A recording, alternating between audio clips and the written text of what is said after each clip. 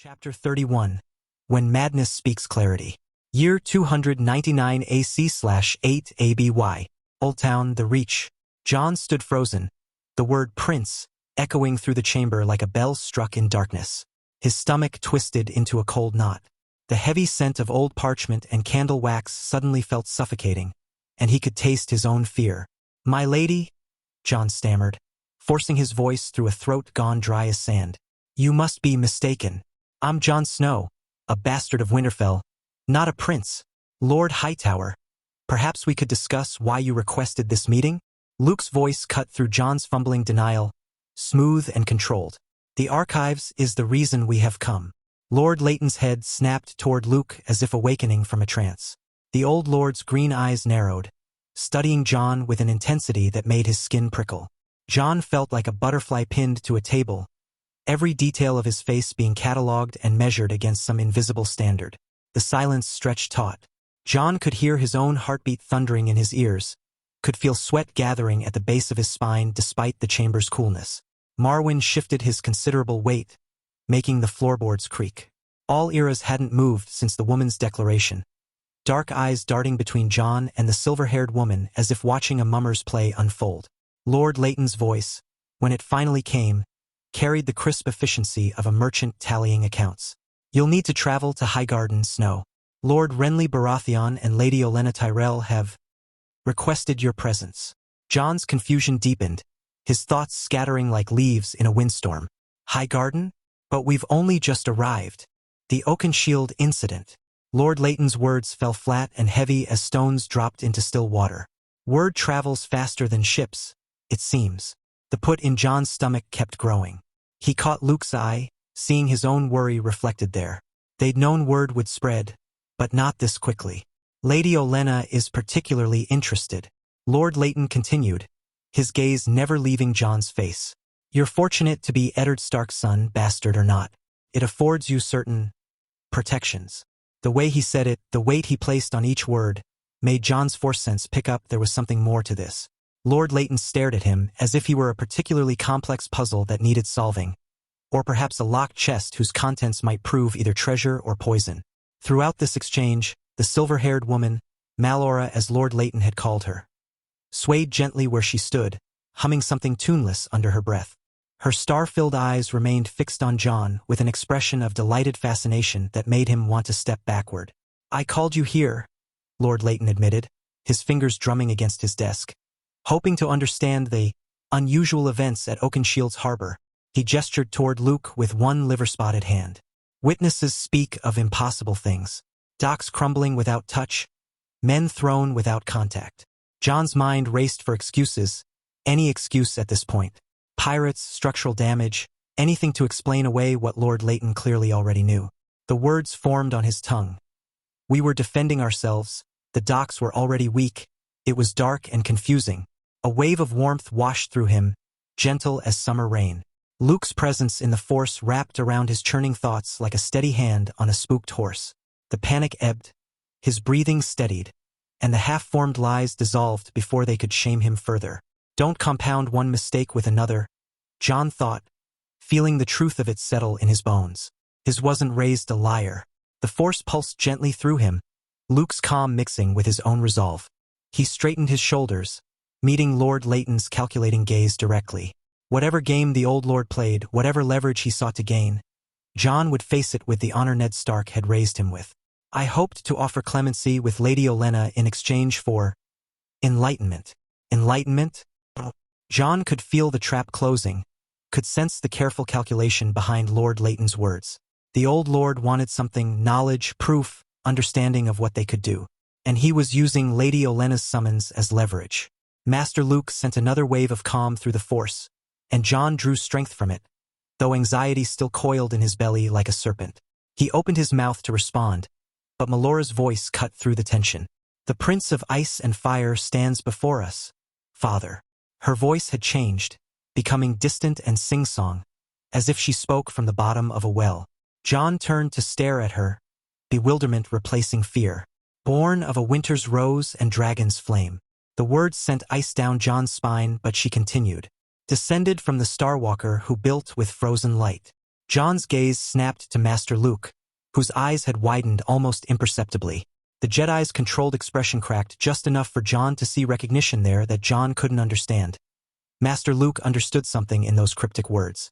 Two heritages war within, the Builder's ice, the Dragon's pyre. No, no, no, no. John's thoughts raced. She couldn't know. It was impossible. Father had kept the secret for 15 years, had let his honor be stained rather than reveal the truth.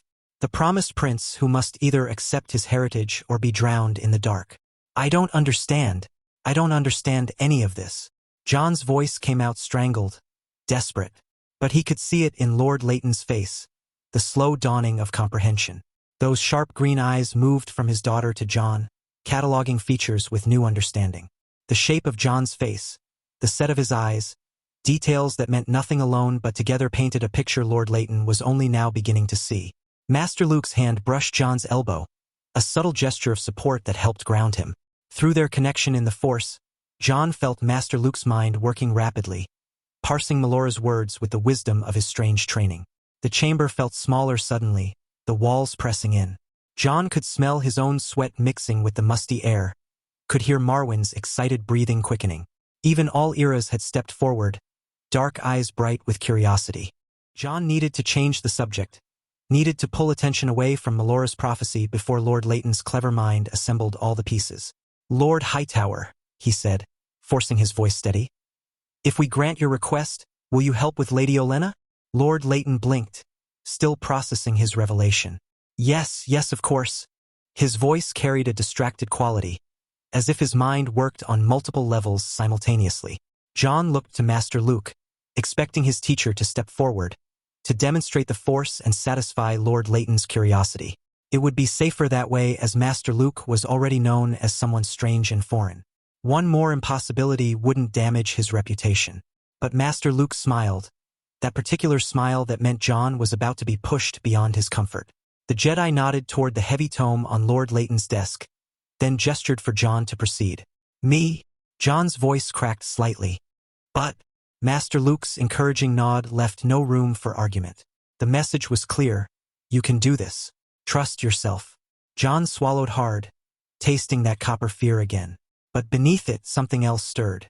Pride, perhaps, or defiance.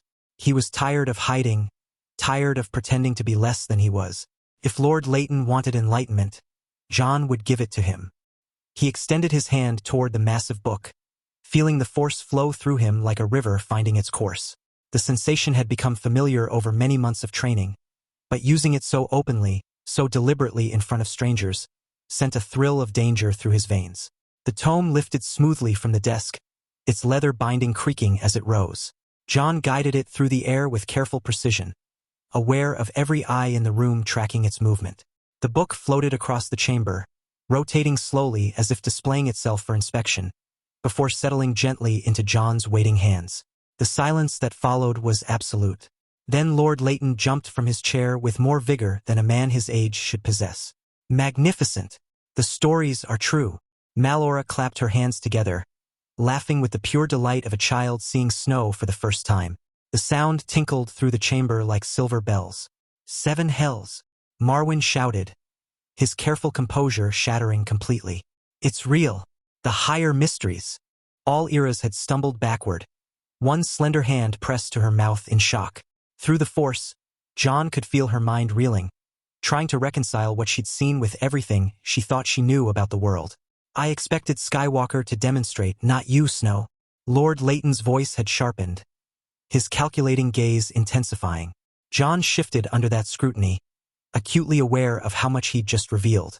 Marwyn turned to Master Luke with the eagerness of a dog spotting a bone. Can this be taught? Could I learn? Master Luke's expression remained diplomatically neutral.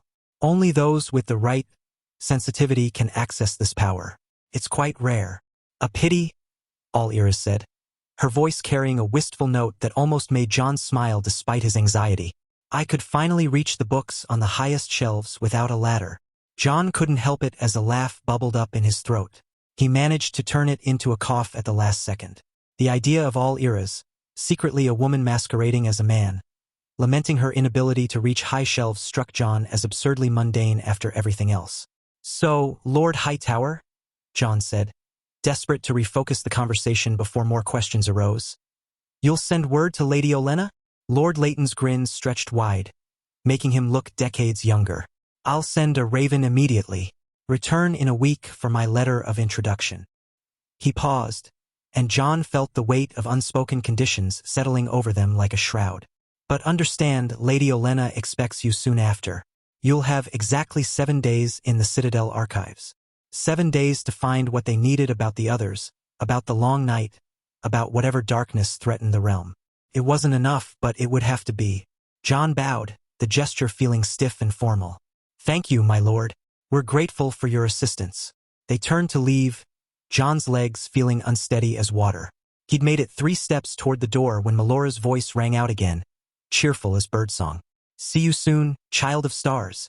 John's step faltered. Child of stars? What did she mean by, until next week then? Snow. Lord Leighton's voice carried weight that made John's shoulders tense. The bastard who is not quite what he seems. Every muscle in John's body screamed at him to turn around, to demand explanation, to deny whatever Lord Leighton thought he knew. But Master Luke's hand found his elbow again, firm and guiding, steering him toward the door. They descended the tower stairs in silence, John's mind churning like a storm-tossed sea. The sound of their footsteps echoed in the narrow stairwell, mixing with Alaraz's lighter tread behind them and Marwyn's heavier breathing. Only when they emerged into the afternoon sunlight, the salt-sweet air of Old Town filling their lungs, did John dare to speak. He knows, John whispered to Master Luke, the words barely audible. Lord Leighton knows who I am. Master Luke's expression remained calm, but John could feel his teacher's mind working through the force, calculating odds and possibilities. He suspects, Master Luke corrected quietly, but suspicion isn't knowledge. And even if he knows, exposing you to King Baratheon might not be at his best interest. And Malora? John couldn't keep the edge of panic from his voice. Those things she said were true from a certain point of view. Master Luke's voice carried that mysterious quality it got when he spoke of things from his distant past.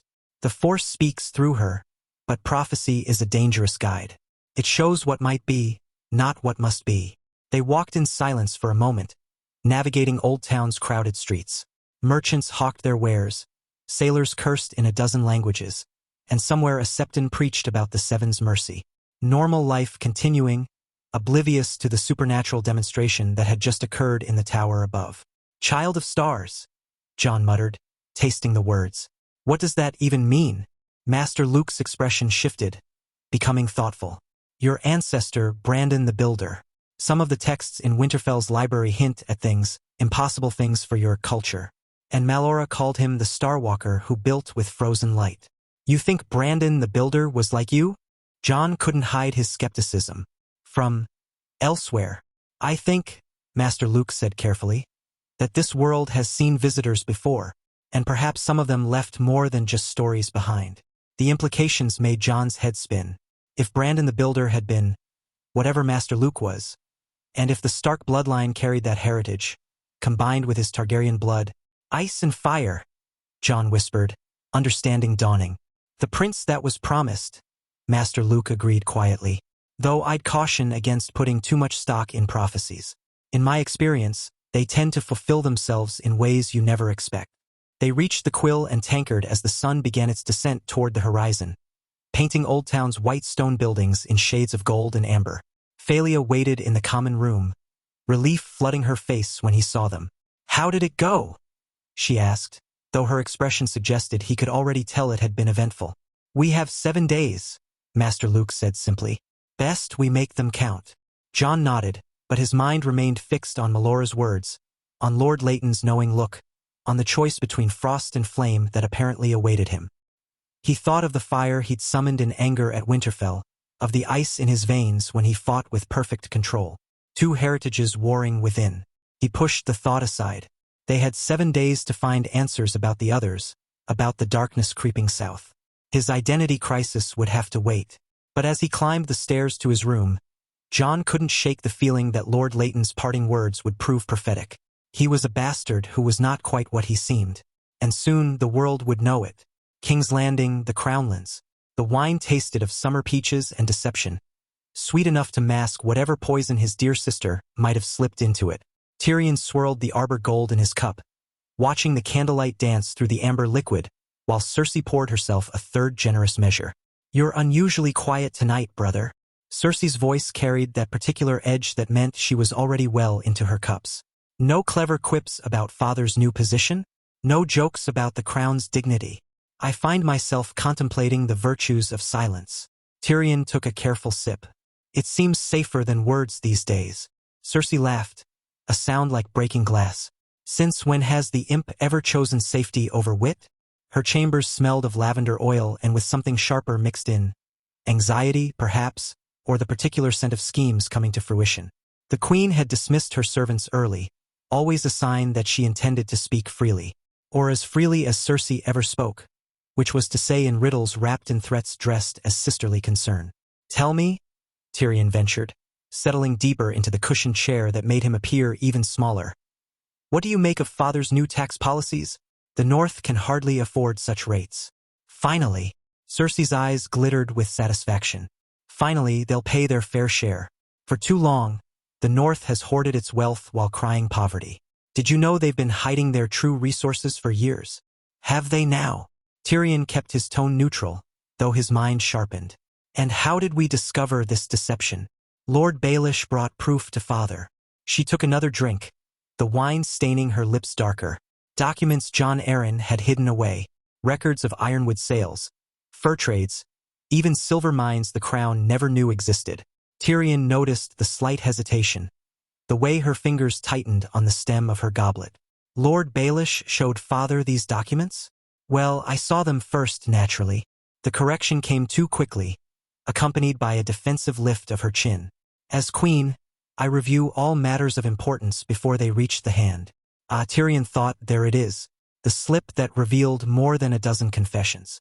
Cersei had seen these documents before father arrived in King's Landing, which meant she'd been working with Littlefinger long before the appointment. "How fortunate that Lord Baelish is so dedicated to the crown's interests," Tyrion murmured. "Lord Stark." Cersei's voice dropped to a hiss, the wine loosening her tongue and her restraint. "So honorable, so pure, so very righteous. The hypocrite parades his bastard for all to see while judging others for their supposed sins." The venom in her voice could have curdled milk. Tyrion watched his sister's face transform, beauty twisting into something uglier. He was watching Joffrey at Winterfell.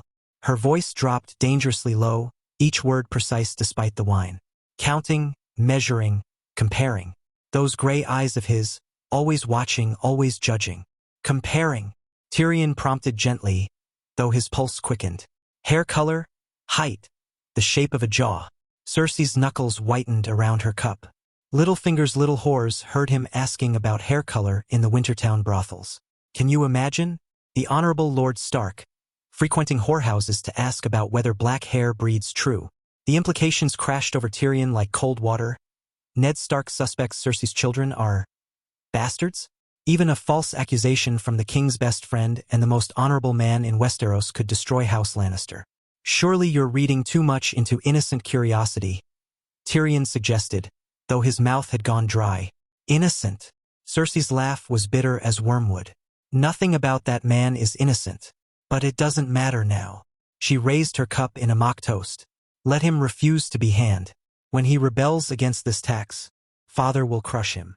She took another long drink, and Tyrion saw it all, the beautiful, terrible simplicity of it. Financial pressure to force rebellion, rebellion to justify destruction, destruction to silence questions forever.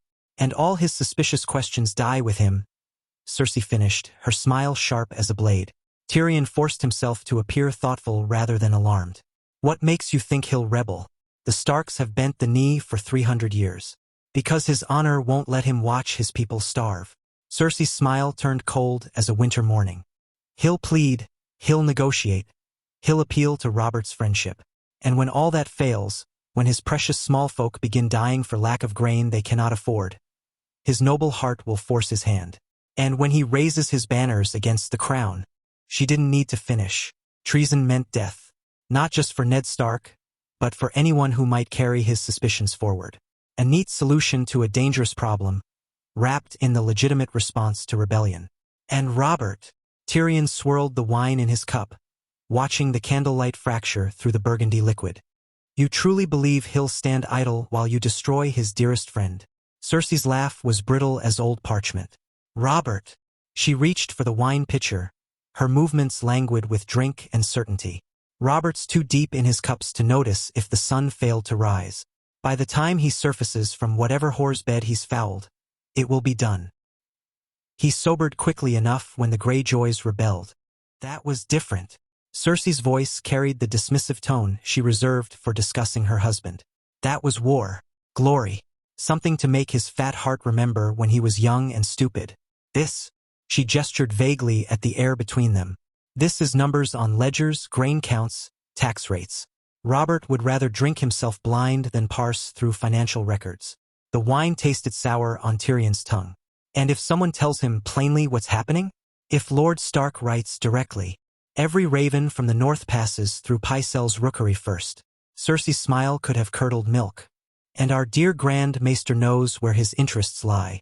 Robert will hear what we wish him to hear. Northern complaints about taxation. Stark arrogance. Perhaps hints of hoarded wealth while southern lords struggle. She lifted her cup again, studying the wine's dark surface.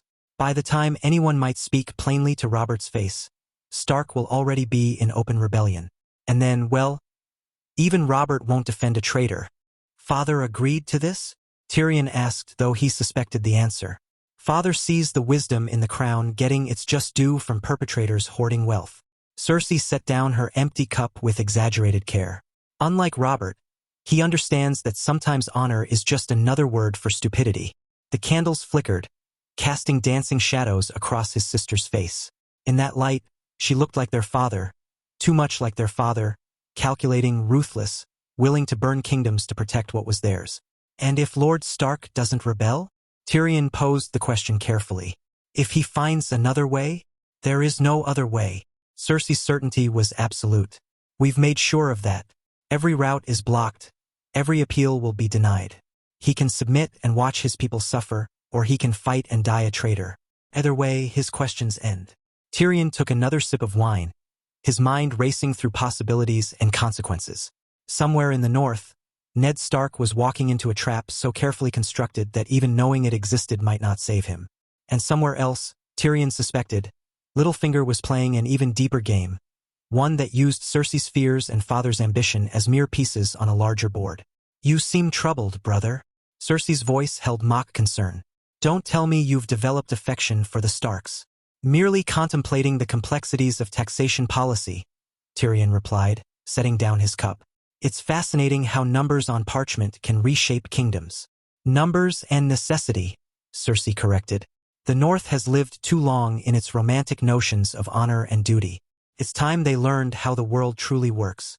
As Tyrion made his excuses and departed, leaving his sister to her wine and satisfaction, he couldn't shake the feeling that they were all dancing to music only Littlefinger could hear. The game being played was larger than taxes, larger than rebellion, perhaps even larger than the Iron Throne itself. Walking through the Red Keep's corridors, his shortened legs working to maintain a dignified pace, Tyrion considered his options. Warning Ned Stark would be treason. Allowing this to proceed would be murder. And somewhere between those two choices lay a path that might preserve both honor and lives. But first, he needed to know what Littlefinger truly wanted. And more importantly, he needed to know what Ned Stark actually knew about those questions of hair color and breeding, and why would he suspect such a thing? Unless there was some truth he's not seeing. The only question was whose blood would flow, and whether the realm would survive the bleeding. Chapter 32. Blood and Gold. Year 299 AC/8 ABY. The Shivering Sea. Daenerys steadied herself against the cabin wall as the ship rolled beneath her feet. 3 days out from Braavos, and still her body refused to find its rhythm with the sea. The small room Lord Manderley had given her felt more like a cage than sanctuary, though she knew she should be grateful for the privacy. Most of the crew slept in hammocks below, packed together like salted fish. Viserion, no. She lunged forward, catching the pale dragon before he could sink his needle teeth into Rhaegal's wing. The cream-colored hatchling squawked in protest, smoke curling from his nostrils. No larger than a cat, yet already he thought himself fierce. You cannot eat your brother. Rhaegal, green as summer grass with bronze markings along his spine, scrambled up her arm to perch on her shoulder. His claws pricked through her borrowed tunic, drawing pinpricks of blood she barely noticed anymore. The third dragon, Morgaz, watched from his nest of blankets with eyes like smoldering red pits. Black as midnight save for the scarlet membranes of his wings. He was the largest of the three, though only by a finger's width.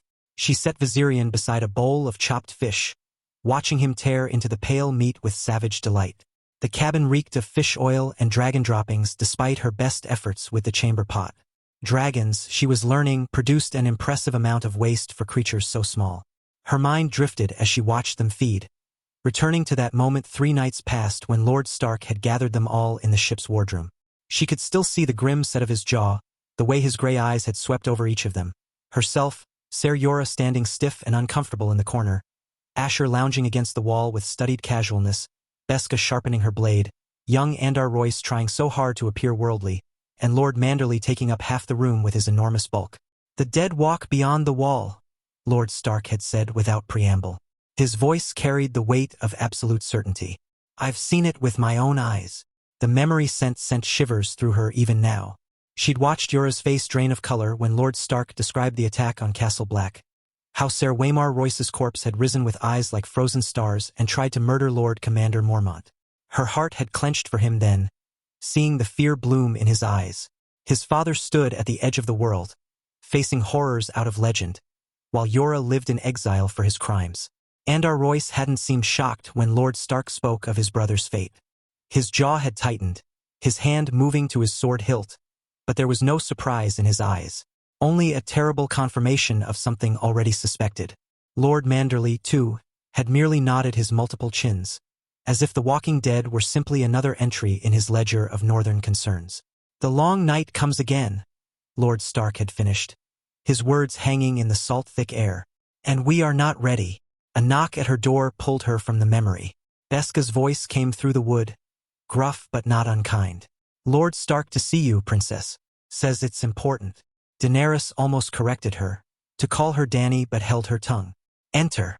Lord Stark ducked through the doorway, his height requiring him to stoop in the low-ceilinged cabin. His eyes moved immediately to the dragons, wariness mixed with something that might have been wonder. Morgaz lifted his head, studying the Northern Lord with an intelligence that seemed impossible in a creature only 3 days hatched. "Lord Stark." She inclined her head, noting how he stayed by the entrance. A small courtesy, but she appreciated it. "Princess Daenerys." He remained near the door, giving her space. Another courtesy. "How are you holding up?" The question surprised her with its gentleness. "Well enough, my lord, though I confess uncertainty about what awaits me." She gestured at the dragons, who had all stopped eating to watch their visitor. "I doubt King Robert will welcome dragons in his realm." Lord Stark sighed, a sound that seemed to carry the weight of mountains. "No, he won't. Your return to Westeros will be difficult. Many still curse the name Targaryen for what your father did, for what happened during Robert's rebellion." His gray eyes met hers, steady and honest. "But I'll help you as I can. You're under my protection now." The silence that followed felt oddly comfortable. She'd expected awkwardness, perhaps hostility, given their family's history. Instead, Lord Stark watched her dragons with the careful attention of a man studying something precious and dangerous in equal measure. "Have you named them?" His voice carried genuine curiosity. "I have." She moved closer to the makeshift nest, grateful for the change of subject. "The cream and gold is Viserion, for my brother." She saw his eyebrow rise slightly but continued. "The green is Regal, for the bother I never knew, Prince Rhaegar." A shadow crossed Lord Stark's face at that name. "And the black is Morgaz, for freedom." Regal, ever the boldest despite his smaller size, scampered across the floor toward Lord Stark. The Northern Lord tensed as the dragon approached his boots, then climbed them with surprising agility. "He won't harm you," Daenerys said quickly, though her heart raced. If Lord Stark reacted poorly, but the Lord of Winterfell remained still as Regal scaled his leg, then his sword belt, finally reaching his arm. The little dragon chirped, a sound almost like a question, and Lord Stark slowly, carefully, raised his hand to touch the bronze-touched scales. "Why name one for your brother Viserys?" His voice was soft, attention split between the dragon and her. "You fled from him, did you not?" The question cut deeper than any blade. Daenerys turned to the porthole, watching the gray sea roll past. Viserys was all I had for so long. When we were children, begging in the free cities, he would give me his food when there wasn't enough. He would hold me when I woke from nightmares about the usurper's dogs finding us. Her throat tightened. But the years of running, of being mocked and called the beggar king, it poisoned something in him. When he sold our mother's crown, the last thing we had of her, something broke that could never be mended. We're the last of our house. She turned back to find Lord Stark watching her with those gray eyes that seemed to see through to her very bones. Rhaegal had climbed to his shoulder, small talons gripping the thick wool of his cloak. You're not the last Targaryen. The words struck her like a physical blow. The cabin seemed to spin, and she gripped the edge of her small table. What? There are 2 other Targaryens in Westeros right now.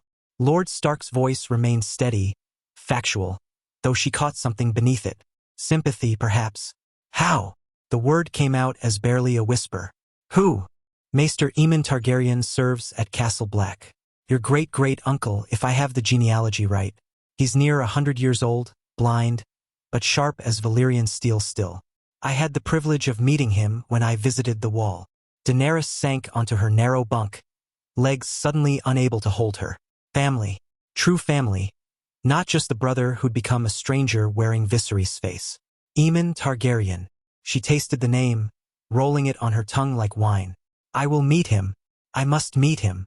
I'll arrange it, Lord Stark said, his voice carrying the same certainty with which he'd once promised to protect Jon. The journey to Castle Black is harsh, especially with winter coming, but when spring arrives, he paused, considering. Or perhaps I could convince him to travel to Winterfell. He's old, but the Maesters say sea travel is easier on ancient bones than the King's Road. Silence stretched between them, comfortable as before, while she absorbed this revelation. Rhaegal chirped from Lord Stark's shoulder, apparently content with his new perch. Then memory stirred. You said 2. She looked up at him. 2 Targaryens in Westeros. Lord Stark's face transformed, the steady composure cracking to reveal something raw beneath. Grief carved lines around his eyes, and his jaw worked as if words fought to escape. When he spoke, his voice carried the weight of old pain, old secrets.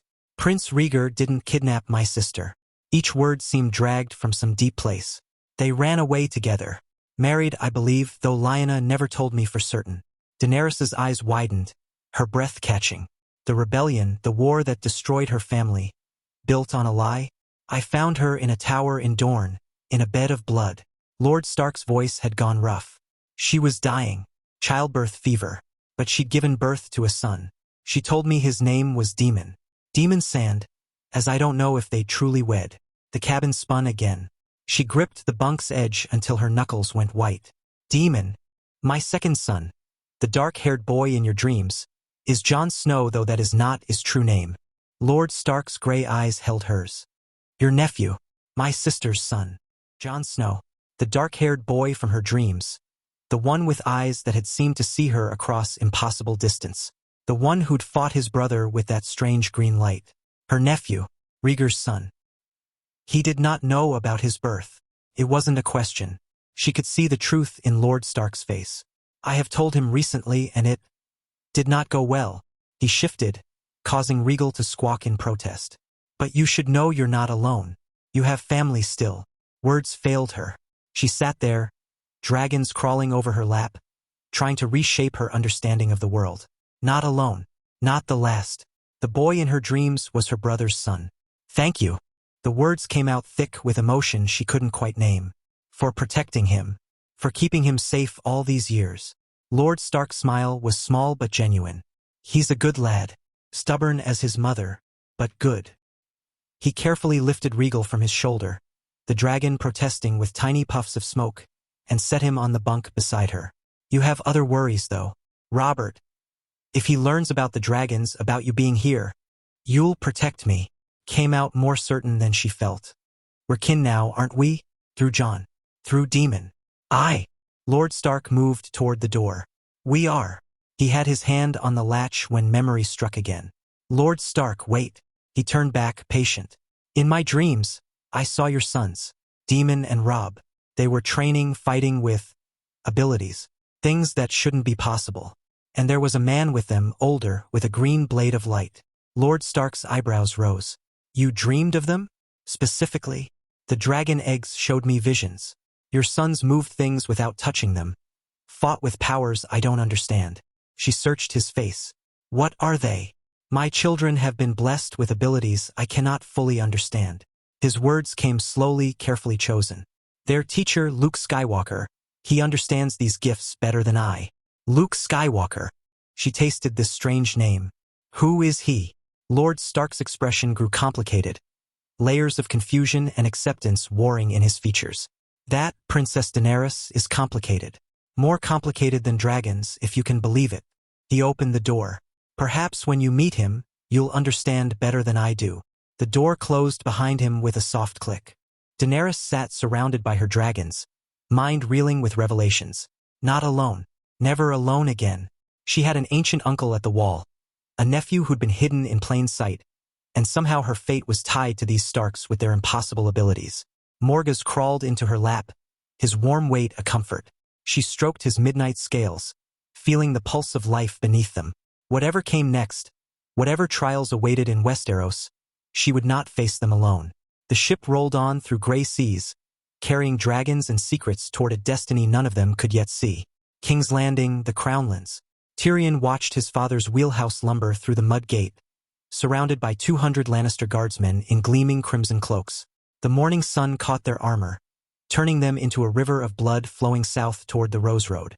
From his perch atop the battlements, Tyrion could see the long train of supply wagons following. Enough provisions for a month's journey to Highgarden and back. Off to preen with the roses, he muttered, taking a pull from his wineskin. The arbor gold burned pleasantly down his throat, washing away the taste of last night's conversation with his father. The memory surfaced unbidden, sharp as a dagger's edge. You suspect Littlefinger? Tywin had said, not looking up from the ledgers spread across his desk.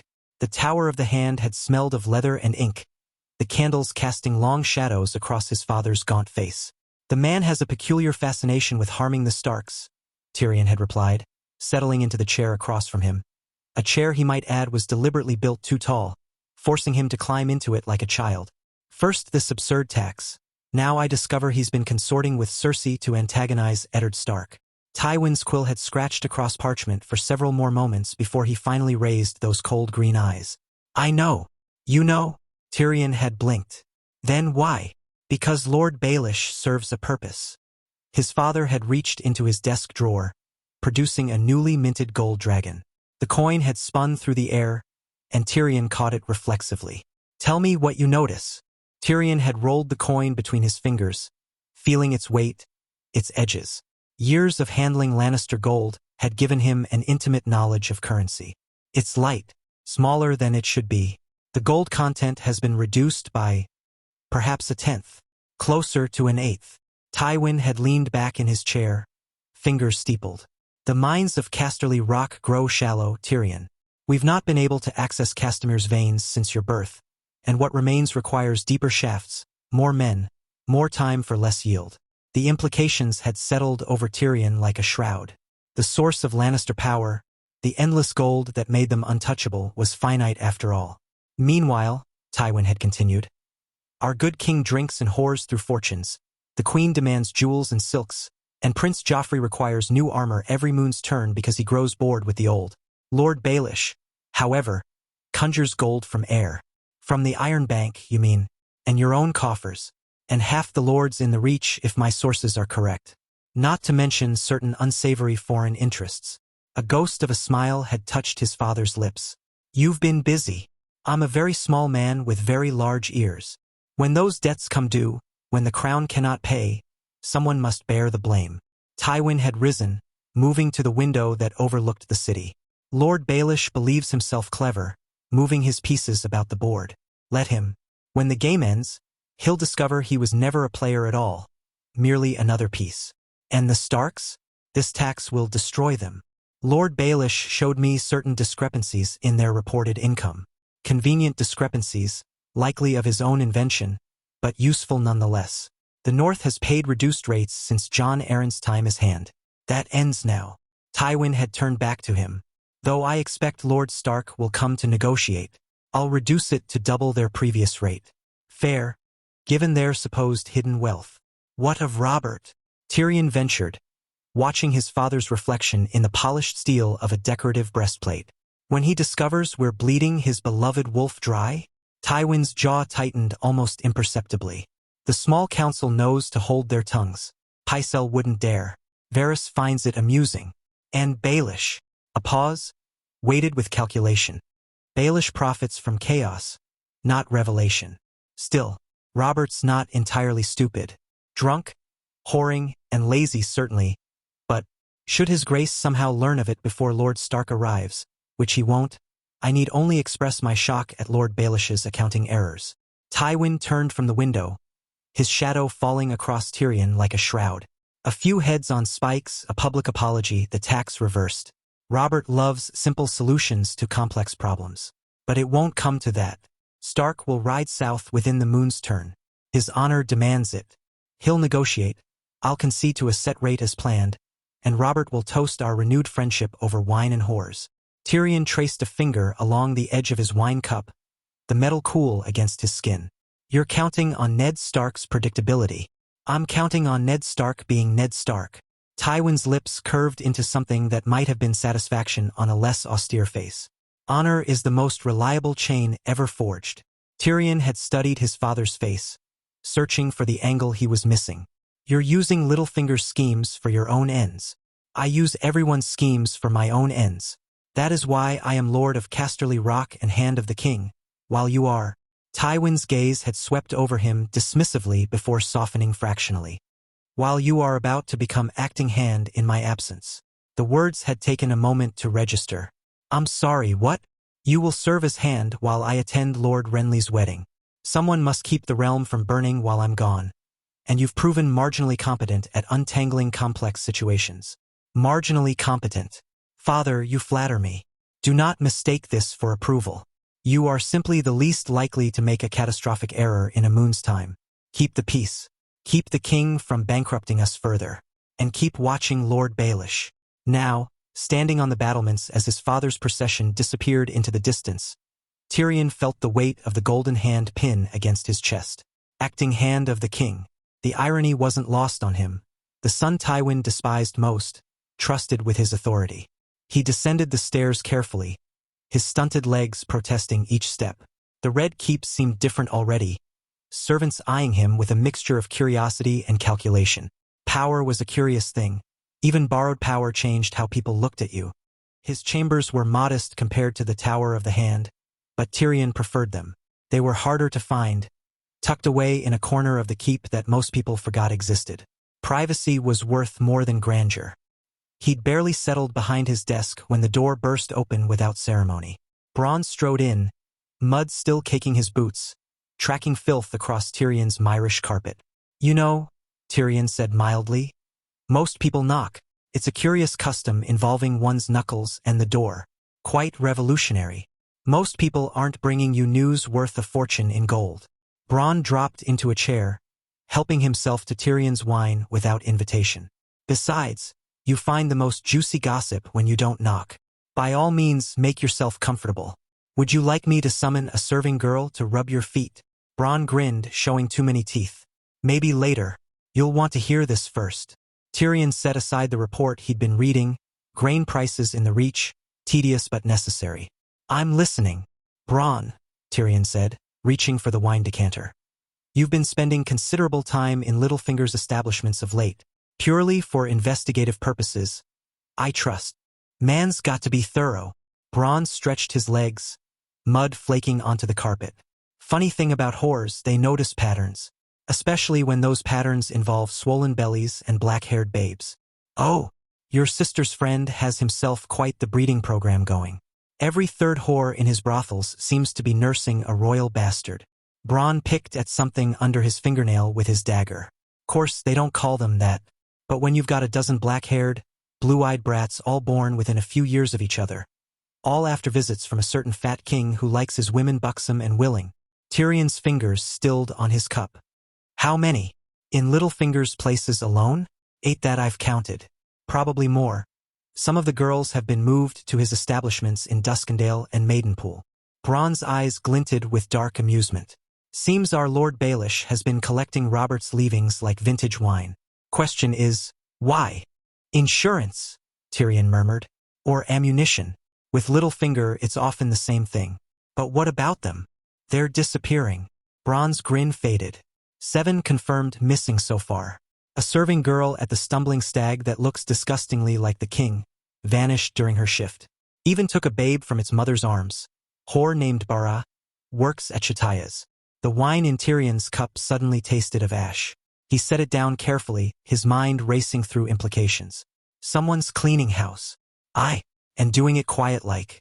No bodies turning up, no blood. Just gone. Littlefinger, Bronn shrugged. His gold is behind it, near as I can tell. But the men doing the taking? They're not his usual sort. Too professional. Too clean. Tyrion drummed his fingers against the desk. A habit he'd picked up from his father. Robert's bastards. Black hair, blue eyes, strong jaws. Every one of them looking more like their father than Joffrey ever had. Someone was eliminating evidence, destroying proof of something that shouldn't need proving unless, "Gods be good," he whispered. What? Tyrion's mind raced back to his conversation with Cersei. Her fury about Ned Stark's questions regarding hair color and breeding. The strange defensiveness in Jaime's eyes when asked what troubles him. Littlefinger's sly insinuation that he should look closer to home. No, surely not. Even Cersei wouldn't be so monumentally stupid as to. But the evidence was disappearing, one black-haired child at a time. "Double your men," Tyrion said finally. "I want to know who's taking these children and where they're going. That'll cost extra. Everything costs extra with you. Man's got to eat." Bronn stood, apparently considering his duty done. "Oh, and that other matter you asked about, the Stark girls would-be killer? Word is he was a catspaw from Old Town. But the gold that hired him came through 3 different merchants, all of them in debt to guess who? Lord Baelish. Give the little lord a prize." Bronn headed for the door, pausing at the threshold. Funny thing, though, there seemed to be a partner to the catspaw, who has simply disappeared. Tyrion reached for his wine again, needing the warmth to chase away the chill settling in his bones. His father had given him the authority of the hand, but authority meant nothing if the realm was built on foundations of lies and murdered children. Keep the peace, father had said. Watch Littlefinger. But what if the greatest threat wasn't Littlefinger at all? What if it was the woman who shared his blood, whose madness grew with each passing day, whose secrets were worth killing children to protect? Tyrion stared at the reports scattered across his desk. Grain prices, tax revenues, troop movements. The mundane machinery of governance, all of it meaningless if the throne itself was built on a lie. 7 bastards missing. A Stark girl nearly murdered. The North crushed under impossible taxes. And somewhere in the shadows, Littlefinger spun his web while Cersei played with fire she couldn't control. "Acting hand," Tyrion muttered, reaching for parchment and quill. He had letters to write, orders to give, and a realm to keep from tearing itself apart. A moon, his father had said. 1 moon to maintain order. Tyrion had a sinking feeling that this moon would be his longest. Chapter 33. The Burning Hour. Year 299 AC/8 ABY. King's Landing, the Crownlands. Tyrion settled into the hand's chair, its high back dwarfing his small frame. He poured himself wine from the crystal decanter, noting how the afternoon light caught the ruby liquid like blood in glass. The door opened without announcement. Only one person in the Red Keep possessed such audacity. Varys. Tyrion raised his cup in mock salute. How refreshing to receive visitors who don't bother knocking. Perhaps we should remove all the doors entirely? Think of the carpentry costs we'd save. Varys glided into the chamber, his silk like slippers whispering across stone. The eunuch's perfumed scent preceded him, lavender today, with hints of something Eastern. "My congratulations on your elevation, Lord Tyrion, acting hand of the king. Such a weighty responsibility for such a brief time. A moon, to be precise. Though given recent events, it feels more like a lifetime." Tyrion gestured to the chair opposite. "Sit. We have matters to discuss that require more than your usual dancing around the truth." Varys lowered himself gracefully, arranging his robes with practiced precision. Truth is such a dangerous commodity in King's Landing. One never knows who might be allergic. Speaking of dangerous commodities, Tyrion swirled his wine, watching the eunuch's face. "I hear Robert's bastards have been vanishing like morning mist. 8 at last count, all black of hair and strong of jaw. Strange how children can simply disappear. Something flickered in Varys's eyes. Not surprise, but perhaps acknowledgement. Children disappear every day in this city, my lord. Fever, accidents, the occasional hungry rat. These particular rats seem rather selective in their appetites, only dining on those with royal blood, however diluted. Tyrion set down his cup with deliberate force. You knew about this. You always know. Did you warn Robert? Varys's fingers found each other in his lap, pale spiders weaving invisible webs. I may have tired to mention certain concerns to his grace. Unfortunately, the queen was near and made it quite clear that such concerns were unwelcome. She can be most persuasive when discussing what subjects are appropriate for the king's attention. Threatened you, did she? Let us say she reminded me that eunuchs are particularly vulnerable to unfortunate accidents. Falls from high places, poisoned wine, mysterious fires in one's chambers. Varys's voice remained pleasant, conversational. The queen has such a vivid imagination when it comes to potential mishaps. Tyrion studied the spider's placid face. And yet you said nothing about the triple taxes on the north. Surely that fell within your purview as master of whisperers. Certain people preferred that information reach the king through specific channels. Varys spread his hands in a gesture of helplessness. Lannister gold pays for most everyone of importance in this keep, Lord Tyrion. The servants, the guards, even some of the ravens, I suspect. When the golden lion roars, we lesser creatures must decide whether to flee or bow. And which did you choose? I chose to survive, as I always do. Tyrion leaned forward, his mismatched eyes catching the light. Tell me, Lord Varys, do you serve the king or the queen? The eunuch's smile was thin as parchment. I serve the realm, my lord. The realm endures, regardless of who sits the Iron Throne or wears the crown. Kings and queens come and go like seasons, but the realm remains. How beautifully evasive. Tyrion reached for his wine again. And does Lord Littlefinger share your dedication to the realm's well-being? Varys tilted his head, considering.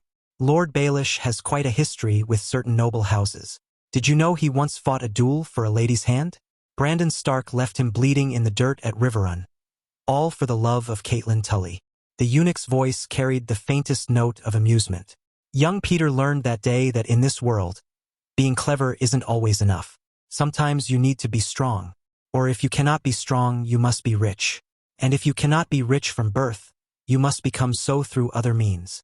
You didn't answer my question. Didn't I? Varys's eyes glittered. Lord Baelish serves Lord Baelish, first and always. The realm is merely the board upon which he plays his games. Speaking of games, there remains one more piece on the board you might find interesting. Tyrion's pulse quickened. Another bastard? Who? A blacksmith's apprentice named Gendry. Strong as a bull, they say, with hair black as coal and eyes blue as the summer sea. Varys rose, smoothing his robes. He works at Tobo Mott's shop on the Street of Steel, though I suspect not for much longer. The rats you mentioned have excellent noses for royal blood. After Varys departed, leaving only perfume and implications in his wake, Tyrion didn't hesitate. He called for his horse and Brown, though he kept his destination vague. The Street of Steel rang with hammer songs, each shop adding its voice to the metallic chorus. Tobo Mott's establishment stood apart, marked by the helm of a knight worked in elaborate detail above the door. Inside, the heat struck Tyrion like a physical blow. Sweat immediately beaded on his forehead as he navigated between anvils and forges. My lord!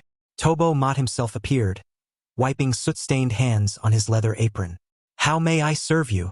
I'm looking for your apprentice. Gendry. Mott's face tightened almost imperceptibly. He's working the bellows, my lord. Shall I fetch him? No need. I'll go to him. Tyrion found the boy, though boy was hardly accurate for someone built like a young bull, working the bellows with steady rhythm. When Gendry turned, Tyrion's breath caught. The resemblance was undeniable. Not just the black hair or blue eyes, but the jaw, the nose, even the way he stood. This wasn't merely Robert's bastard. This was Robert 20 years younger, before wine and whores had softened him. My lord! Gendry's voice was uncertain, wary. Tyrion glanced back at Mott, who had followed. Leave us. When they were alone, Tyrion studied the boy who looked more like a king than the king's supposed heir ever had. Joffrey with his golden locks and green eyes, cruel mouth and weak chin. Nothing of Robert in him. Nothing at all. The confirmation hit Tyrion like ice water. Cersei's children were bastards. All of them. The throne built on a lie, the realm balanced on deception. And this boy, this blacksmith's apprentice with royal blood in his veins, was living proof. "Pack your things," Tyrion said quietly. "You leave within the hour." "My lord? I don't understand. Have I done something?" "You've done nothing but be born, and that's crime enough in this city." Tyrion pulled out his purse, heavy with gold dragons. "You'll take ship to Storm's End tonight. Lord Renly has need of skilled smiths, and the climate there is far healthier than King's Landings. But my apprenticeship is finished today." Tyrion pressed the purse into Gendry's confused hands. "There are men coming who mean you harm. Men who would see you dead simply for the blood in your veins. I'm offering you life, boy. I suggest you take it." Gendry's Baratheon eyes searched Tyrion's face. "Why would you help me? Why indeed? To spite Cersei? To preserve evidence? Or perhaps because somewhere in his stunted chest, Tyrion still possessed something resembling a conscience? Because the realm has seen enough dead children," Tyrion said finally. "Now go. Tobo Mott will give you no trouble. I'll see to that." As Tyrion watched the boy gather his few possessions, he thought of the storm approaching King's Landing. Not from the north, where Ned Stark rode with winter at his back, but from within. When the truth emerged, and truth always did, eventually, the Seven Kingdoms would tear themselves apart. He'd bought the boy time, perhaps life, but he couldn't buy the realm peace. That commodity was far too expensive, even for Lannister gold. Walking back through the Street of Steel, Tyrion wondered if Varys was watching from some shadow, cataloging this small act of mercy. The spider served the realm, he claimed. But what happened when the realm discovered its foundation was built on lies and murdered? The bigger problem is how Robert react. And what does he actually know? Oldtown, the Reach. Jon needed air. The restricted archives beneath the citadel pressed down on him like a tomb. Dust motes dancing in the lamplight as Master Luke, Marwyn, and all eras bent over another crumbling tome. They'd been at it since yesterday, translating fragments about the long night from languages Jon couldn't even identify. His eyes burned from squinting at faded ink, and his stomach growled its displeasure. Luke glanced up, his blue eyes distant with concentration. "The Valyrian glyph here suggests a binding ritual, but Marwyn, you said the first men had no such." "I am going to find something to eat," Jon announced, stretching muscles cramped from hunching over ancient texts. Yes, take your time," Luke said absently, already turning back to the discussion. All eras leaned closer, pointing at something on the page while Marwyn stroked his beard thoughtfully. Jon slipped out, grateful for the cooler air in the main corridor. The Citadel's labyrinthine passages still confused him, but he'd learned the route to the nearest exit well enough. His boots echoed on worn stone as he climbed the spiral stairs, passing novices and acolytes who hurried about their duties. The conflicting accounts they'd found troubled him. One text claimed the others were defeated through sacrifice and blood magic. Another insisted dragonglass alone could harm them. A third, written in the old tongue, seemed to describe something about singing, though Marwyn admitted his translation was uncertain. No wonder Master Luke found it so engrossing. Trying to separate truth from legend was like grasping smoke. Jon emerged into late afternoon sunlight, blinking as his eyes adjusted. The streets of Old Town bustled with merchants hawking their wares, sailors stumbling between taverns, and small folk going about their business. He'd spotted a decent in 2 streets over yesterday, close enough that Jory could find him if needed. A commotion ahead caught his attention. Near the Citadel's eastern entrance, a cluster of acolytes had formed a half-circle. Jon recognized the casual cruelty in their postures before he heard the words. "Look at him waddle, like a pig dressed in gray. Ser Piggy, that's what we should call him. A knight of the Night's Watch." The speaker was tall and golden-haired, with the kind of sharp features that suggested noble blood. His gray robes bore links of gold and silver at the collar. "I heard him crying last night," another acolyte added. The crier and the pig. What a combination! At the center of their mockery stood a heavy-set young man in black wool, his round face flushed with humiliation. He clutched a leather satchel against his chest like a shield, eyes fixed on the ground. Jon's jaw tightened. The temperature around him dropped several degrees, his breath suddenly visible in the warm afternoon air. The nearest torch, unlit in daylight, burst into flame with a sharp crack. The golden-haired acolyte spun around, his smirk faltering. What in the seven hells? Problem? Jon kept his voice level, though frost spread across the stones at his feet. The acolyte's eyes narrowed. This doesn't concern you, stranger. No. Jon stepped closer, and the torch flame flickered wildly, casting dancing shadows despite the sunlight. Seems to me you're having a bit of sport with someone who can't fight back. That concerns me plenty. Do you know who I am? The acolyte drew himself up. I'm Leo Tyrell, cousin to. I don't care if you're the High Septon's favorite nephew. The frost crept outward, and Leo's cronies backed away nervously. One of them tugged at Leo's sleeve, whispering urgently. Leo's face had gone pale, though he tried to maintain his sneer. This isn't over. It is today. The Tyrell boy hesitated, clearly wanting to save face but unnerved by the unnatural cold and the dancing flames. Finally, he jerked his head at his companions. Come on. The pig's not worth our time anyway. They retreated into the citadel, shooting dark looks over their shoulders. Jon waited until they'd disappeared before letting the temperature return to normal. The torch guttered out. The heavy-set acolyte stared at Jon with wide eyes. That was... How did you... Thank you truly. But... Are you hurt? What? No, I'm... The young man swallowed hard, gathering himself. I'm Samwell Tarly. Sam.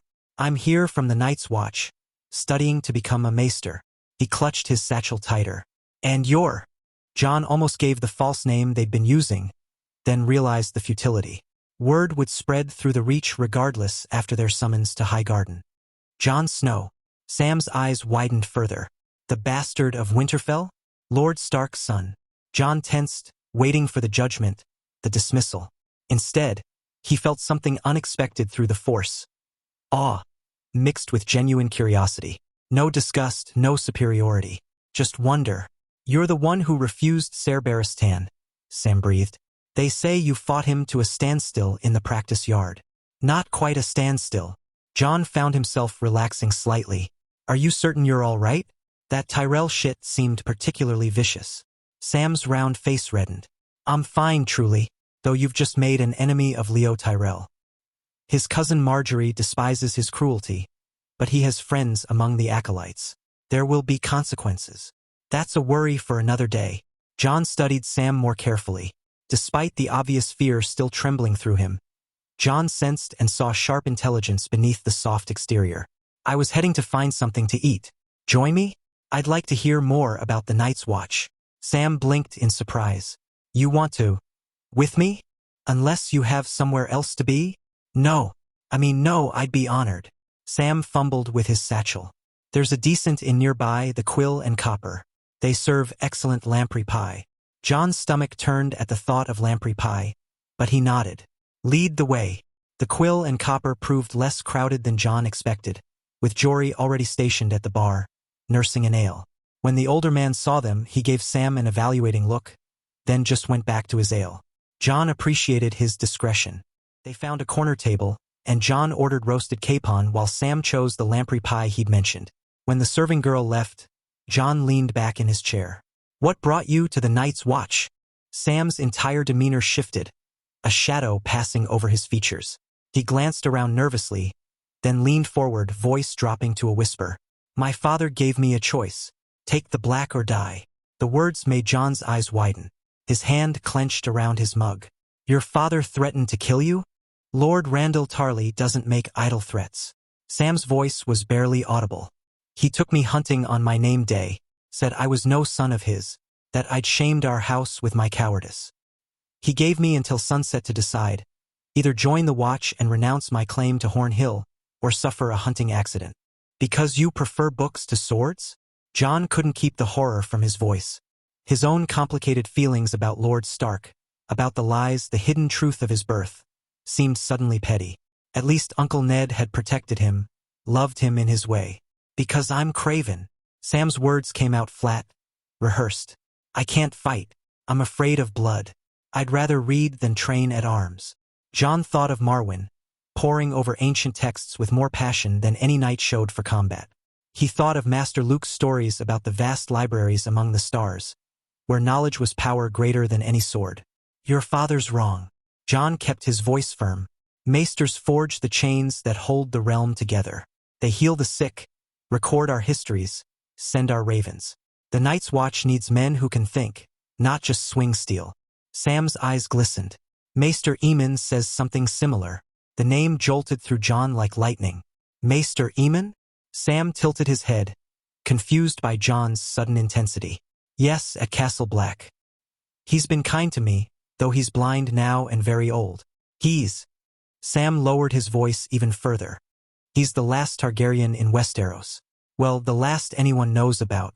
Aemon Targaryen, son of King Mikar. John's heart hammered against his ribs. Another Targaryen, his Targaryen family.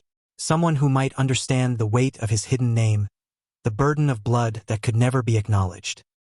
He refused the throne, Sam continued, warming to his subject.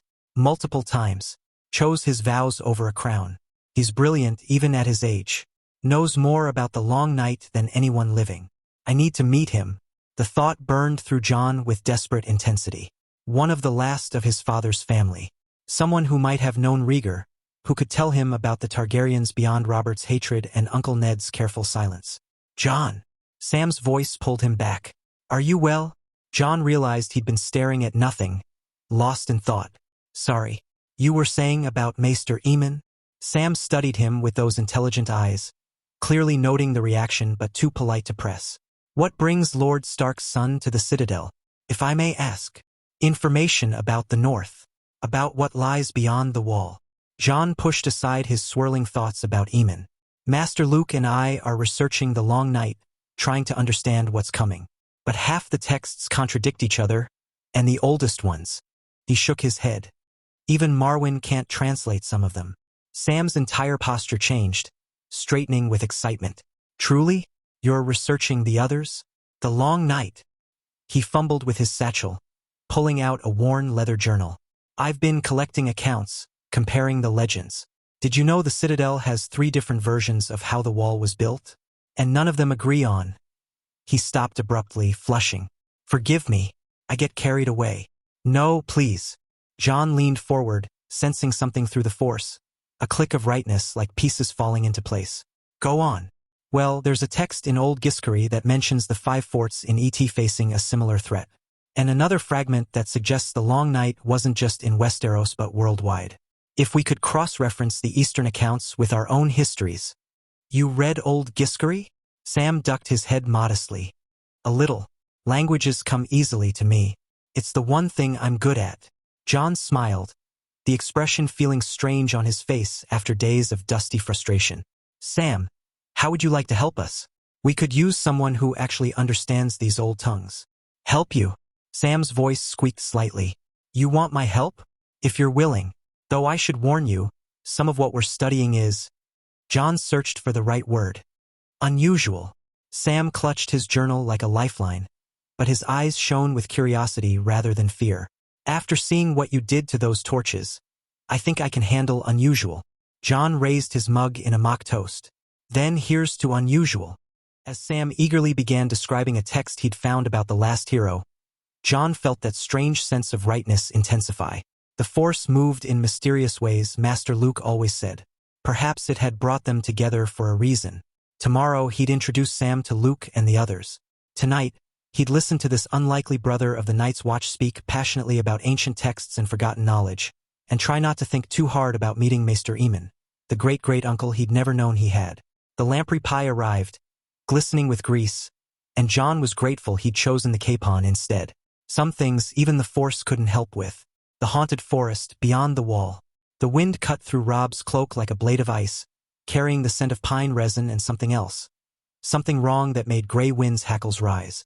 They'd made camp in a small clearing halfway between Castle Black and Craster's Keep, the trees pressing close enough that their branches formed a dark canopy overhead. Snow had begun falling an hour ago, fat flakes that hissed when they hit the fire. Corrin Halfhand crouched beside the flames, his mutilated hand wrapped around a wineskin of mulled wine. The legendary ranger's eyes tracked Grey Wind as the direwolf prowled the camp's perimeter, and Rob caught the slight narrowing of his gaze. That's a fierce-looking beast you've got there, Lord Stark. Rob felt his mouth curve into something that wasn't quite a smile. He doesn't just look fierce. He is fierce. Corin grunted, the sound carrying neither approval nor doubt.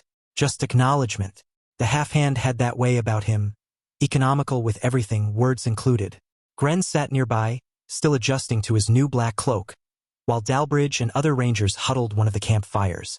The nobles of the north and their men kept their own fire a few yards away, close enough for safety but far enough to give the rangers their space. "You knew Mance Rayder," Robb said, settling onto a log across from Corin. It wasn't really a question. Everyone knew the story of how the half-hand had nearly caught the king beyond the wall more times than any other ranger. Corin's eyes went distant, focusing on something beyond the fire's light. I knew him." He flexed his 3 remaining fingers around the cup. "Best ranger I ever served with. Could track a shadowcat through a snowstorm, climb any peak in the Frostfangs, sing any song you'd care to name. The wildlings loved him for that last bit especially. What changed him? A wildling woman saved his life once, healed him with their ways when our maesters would have let him die. He saw how they lived, free of lords and laws, and something in him shifted." Corin's voice carried no judgment, just fact. "When he came back, he couldn't wear the black the same way. One day he was gone, and the next time I saw him, he wore a cloak of black wool and scarlet silk. He simply went back home." The fire popped, sending sparks spiraling into the darkness. Robb watched them die against the snow. "Be careful when you treat with him, boy." Corin's eyes found Robb's across the flames. "Mance is clever as he is dangerous.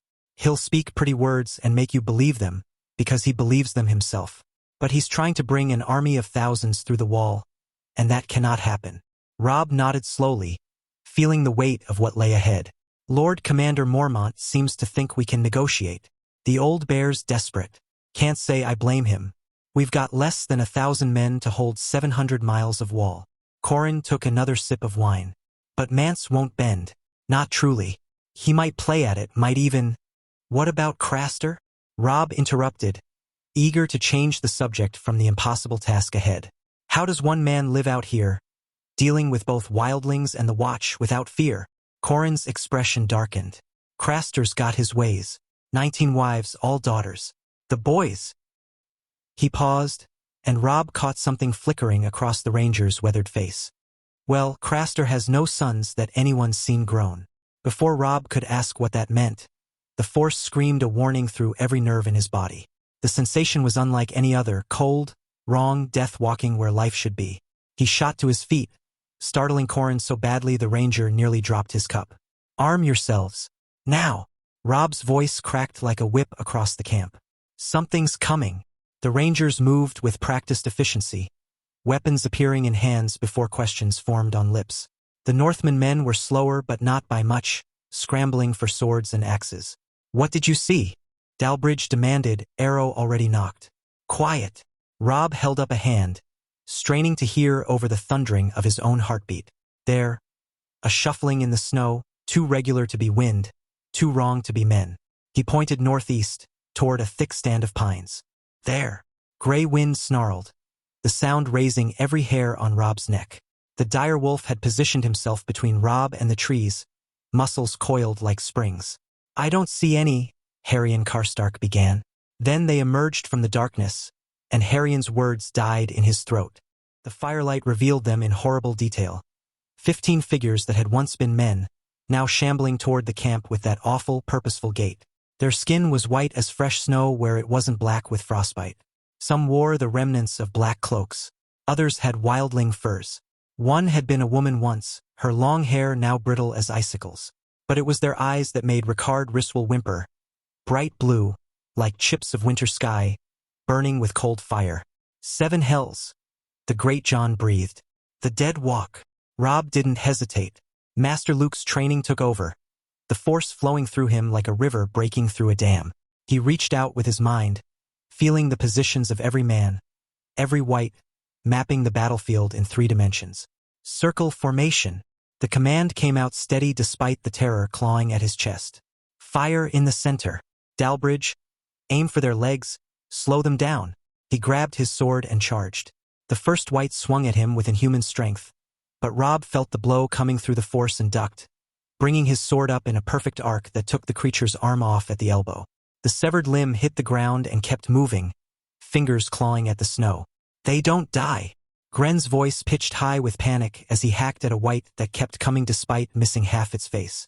Rob spun, extending his hand toward 3 whites converging on Eben. The force responded to his will, and the creatures flew backward, slamming into trees with enough force to shatter bones. The Night's Watchmen stared in open shock, but Rob's companions from Winterfell just kept fighting. Used to such displays by now, but the whites started getting back up immediately, bones clicking and grinding. The Great John cleaved a white in half with his massive sword, but both halves kept crawling forward. What manner of sorcery is this? Rob's mind raced. Steel didn't work. The force could move them but not stop them. They needed. The fire arrow whistled through the frozen air and struck true, punching through the white's ribcage with a wet thunk.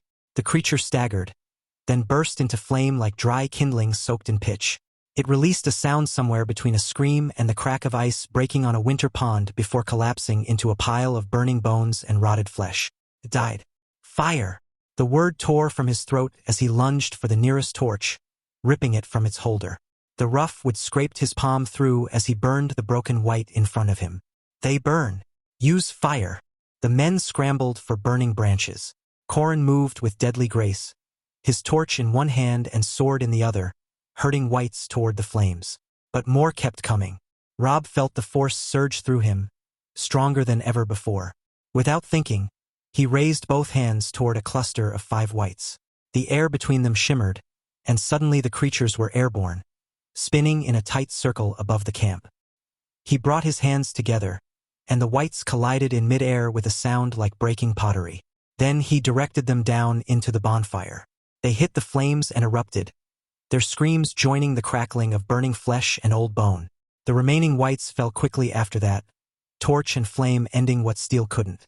When the last one stopped moving, reduced to blackened bones and ash, the camp fell silent except for harsh breathing and the pop of burning corpses. Corran Halfhand stood very still, his torch still raised, staring at Rob with an expression caught between awe and calculation. "What are you, boy?" Rob lowered his hands, suddenly aware that he'd just shattered every secret his father had wanted kept. Gray wind pressed against his leg, offering silent support. "I'm Robb Stark," he said simply, "and we have bigger problems than my abilities." He looked at the burning remains, at the faces of men who'd just seen the dead walk and their lord throw those dead through the air with nothing but will. If there are whites this far south of the wall, he didn't need to finish. They all understood. The real enemy wasn't Mance Rayder anymore. Chapter 34. Convergence Point. Year 299 AC/8 ABY. Oldtown, the Reach. Luke traced his finger along the ancient Valyrian text. The parchment crackled beneath his touch like dried leaves as he looked between the translations. The restricted archives smelled of dust and old leather mixed with the sharp tang of the preservative oils the maesters used. 3 days of this had left his eyes burning from squinting at faded ink by candlelight. "These are glass candles," Marwyn said, while lifting a black stone cylinder from its iron stand. "Dragon glass, the small folk call the material. The Valyrians knew its true nature, though. The obsidian surface caught the dim light of the archive to create depths within depths." Luke leaned forward. The force prickled along his spine like static before a lightning strike. "They have been dead for centuries," Marwyn said. His scarred fingers traced the sharp edges of the candle. "Cold stone and nothing more. Until recently." Luke extended his hand toward the obsidian without quite touching it. The force sang through the object like a tamed river flowing into a primordial ocean. "What do they do?" "See," Marwyn said. His voice dropped to barely above a whisper. "Across vast distances and through time itself, some claim. The Valyrians used them to maintain their empire by speaking mind to mind across thousands of leagues." "May I?" Luke asked. Marwyn nodded slowly. "If you can wake it, you are meant to." Luke pressed his palm against the candle. The force flowed through him into the stone. Heat, light. The tip of the candle bloomed with pale fire that was as colorless as starlight. The archive walls dissolved. Luke stood in a swamp where the air was thick with moisture and the smell of rotting vegetation. Gnarl trees twisted toward a green sky, while their roots disappeared into murky water that rippled with unseen life. "Patience you must have, young Skywalker." Luke spun. A diminutive figure perched on a moss-covered log while leaning on a jimmer stick. Those ancient eyes held that knowing smile. "Master Yoda? 900 years I walked the galaxy. 900 years of teaching and learning. Yoda's ears drooped slightly. But home I never spoke of. Shame, perhaps, or sorrow. The swamp shifted. Luke glimpsed something impossible. Cities of living would spiraled into the canopy, while beings moved through the Force like fish through water. My people, they were. The Force we knew not as weapon or tool. It was breath itself. Yoda's image flickered. Lost now. All lost. But you stand where two rivers meet. The Force you know, and the Force that sleeps in the bones of this world. Master, I do not understand. Understanding comes with time. But know this, the enemy you face has walked both paths. Ice and shadow he commands, but once he only craved warmth. The vision shattered. Luke gasped and jerked his hand back from the now dark candle. His palm bore no burns, yet phantom heat pulsed through his fingers. Marwyn studied Luke with those unsettling eyes. You saw something. A teacher. From very far away. Luke flexed his fingers to shake the lingering sensation. What did Master Yoda mean? Was there a connection? It seemed impossible. The heavy door groaned open. John entered first, followed by a round-faced young man in Night's Watch blacks who clutched a leather satchel against his chest like a shield. The forehead of the boy gleamed with sweat despite the chill of the archive. Master Luke. Archmaester Marwyn, the young man said, his voice cracking slightly. I am Samwell Tarly. John said you might need help with translations. Luke looked up from his text. He immediately sensed a faint tremor in the Force around the boy. It was not strong, barely a whisper compared to the blazing presence of John, but it was unmistakably there. It was like finding a single star in daylight, easy to miss unless you knew where to look. Welcome, Sam. Luke kept his voice neutral and filed the discovery away. Another Force-sensitive here of all places. But with the Stark children already stretching his time thin and the threat beyond the wall growing, it was better to focus on what they could use now. John tells me you read High Valyrian? And the Old Tongue and even some Githzerai. Sam's nervousness gave way to enthusiasm as he set his satchel on the table. I was sent to become a maester, but Lord Commander Mormont also sent me to research the Long Night, though I do not know why. I have been collecting accounts from different sources to piece together what really happened. Alira's leaned back in her chair. The candlelight caught the sharp angles of her disguised features. Careful, watchman. These dusty tomes might be too exciting for someone used to the thrilling literary collection at Castle Black. Sam's cheeks reddened. John cut in before he could respond. The Night's Watch is a noble order protecting the realm. Show some respect. Maester Eamon takes great care of the books at Castle Black, Sam added quickly, even if it is far less than the Citadel. Interesting. He does have a backbone behind the meekness. Well, you are here now. We could use another set of eyes on these texts. Marwyn pushed a stack of volumes towards Sam. Start with these. We are looking for any references to the last hero, the Night's King, or methods used to end the first long night. Sam nodded eagerly and pulled out a chair. Its legs scraped against stone. Luke returned to his own reading, though part of his attention remained on Sam. The Force sensitivity of the boy might be weak, but sometimes the Force worked through the smallest conduits. They worked in companionable silence for perhaps an hour, broken only by the scratch of quills and rustle of pages. Luke had just begun examining a text on secondary accounts of the forging of Valyrian steel when he noticed an odd resonance from one of the untranslated volumes on the far shelf. The Force practically hummed around it, but the sensation felt locked somehow. Dormant. Luke stood and retrieved the book. It was thick and bound in what looked like weirwood bark with no visible title. The moment his fingers touched it, he felt the Force recoil slightly. It was as if the book itself was rejecting him. Strange. He brought it back to the table. Sam, you mentioned you are good with languages. Can you make anything of this? Sam reached for the book. Let me see. The instant the fingers of Sam made contact with the binding, his entire body went rigid. His eyes rolled back to show only white. A surge of Force energy erupted from him like a geyser. The candles flickered and frost spread across the surface of the table in spiraling patterns. 7 hells. Marwyn jerked backward. John half rose from his chair. Sam! Luke held up a hand while watching intently. This was not possession or an attack. It was communion. The book was speaking through Sam by using his latent Force sensitivity as a conduit. Psychometry. After perhaps 30 seconds, Sam gasped and slumped forward. He caught himself on the table.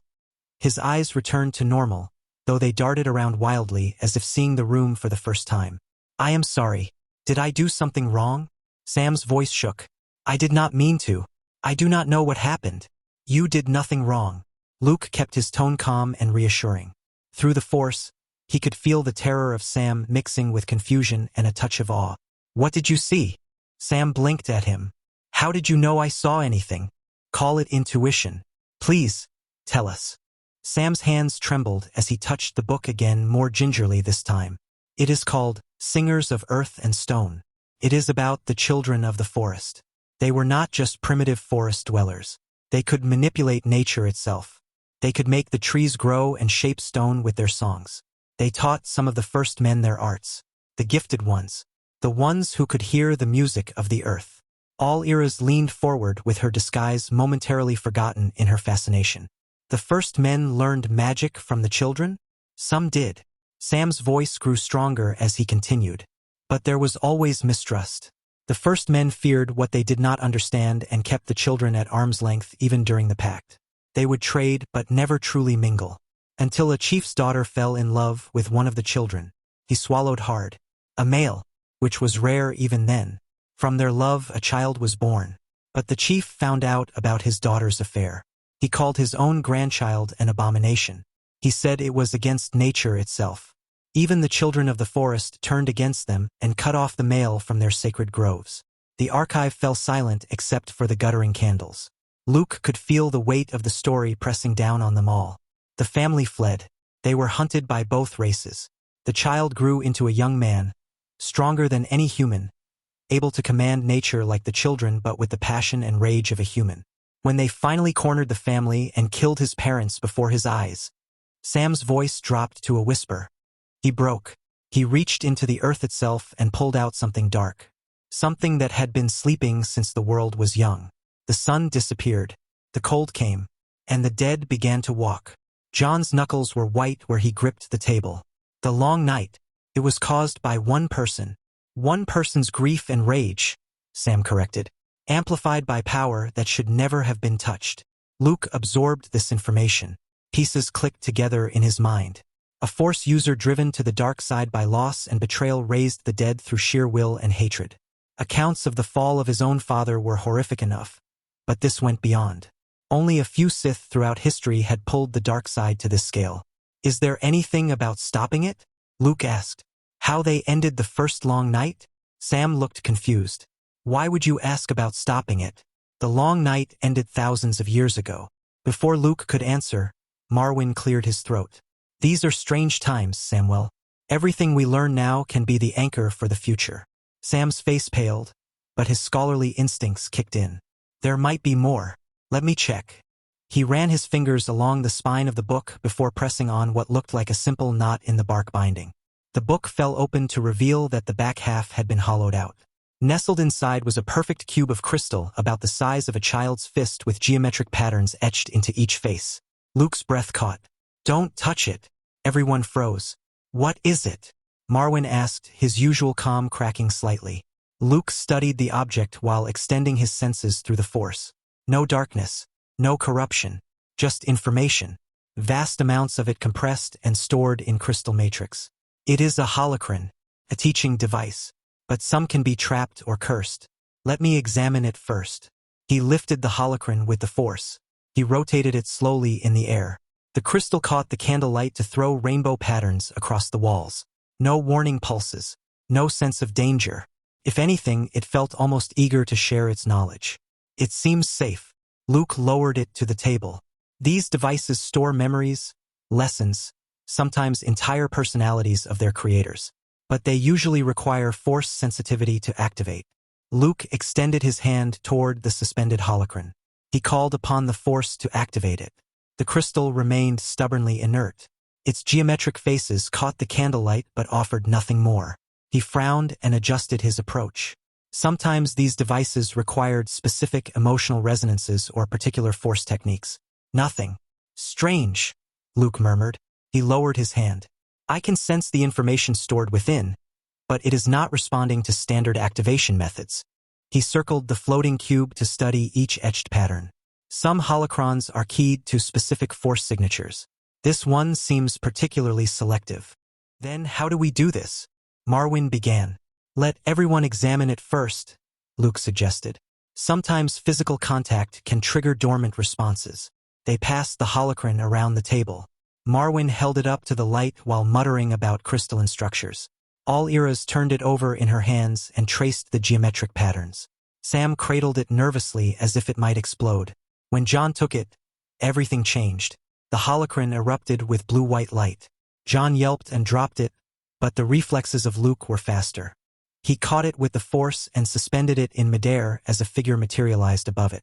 The man stood tall, perhaps 6 feet, with the distinctive long face and brown hair of the Stark line. But his clothes were wrong. A brown robe sat over tunics that belonged to no era of Westeros Luke had studied. A lightsaber hung at his belt. Sam's voice came out as a squeak. Is that floating? Yes, Sam, John responded, awestruck. And did someone just appear from inside it? Yes, Sam. I think I need to sit down. You are already sitting. The hologram began to speak. Luke's heart nearly stopped. The words coming from the mouth of the figure were not the common tongue or High Valyrian or any language of this world. Greetings. I am Jedi Master Brandon Stark. If you are viewing this recording, then the worst has come to pass. The accent was archaic and the pronunciation slightly off, but it was unmistakably Galactic Basic Standard. The others looked confused and unable to understand, but Luke hung on every word. I came to this world following a disturbance in the Force unlike anything the Council had encountered. We feared Sith involvement, perhaps even a new weapon or dark-side nexus. What I found was far worse. The hologram flickered. The expression of Brandon Stark grew grim. This planet exists at a convergence point in the Force where the barriers between life and death grow thin. Someone or something has been manipulating that convergence by turning the Force itself necrotic. The very nature of reality here is being twisted toward undeath. Luke translated quickly for the others. He kept his voice steady despite his racing thoughts. A Jedi Master here thousands of years ago. How was that possible? Brandon continued. I arrived to find the local inhabitants fighting against the corruption. They call it the Long Night. The Dead Walk, animated by a will that exists in the Force but also outside it in the spaces between life and death. The hologram gestured. Images appeared of armies of the dead, massive ice spiders, and a figure in armor of ice with eyes like blue stars leading them all. I allied myself with a local clan of warriors and with the native Force sensitives. The children of the forest they are called. Small beings but powerful in their own way. They have developed techniques I have never seen, using the Force to commune directly with nature to see through the eyes of trees and animals. John grabbed Luke's arm. He is describing Greenseers. Warging. Luke nodded and continued to translate as Brandon spoke. We fought for 13 years. I tried to contact the Council to call for reinforcements, but something about this planet blocks long-range communications. The darkness here interferes with hyperspace signals and traps them in the magnetic field of the planet. I was alone. The sadness in the voice of Brandon transcended language. Even those who could not understand his words felt it. But I learned. The children taught me their ways and I taught them mine. Together, we discovered that the enemy could not be defeated through strength alone. The one who commands the dead draws power from death itself with every fallen soldier that joins his army. We needed another way. The hologram flickered again. When it stabilized, Brandon looked older and worn down. We are preparing for a final push. The children have shared their deepest secrets on how to bind the Force into physical objects and how to create barriers that even the undead cannot cross. We are going to build a wall with the help from the children. A wall of ice and magic and Force energy that can push the abomination back.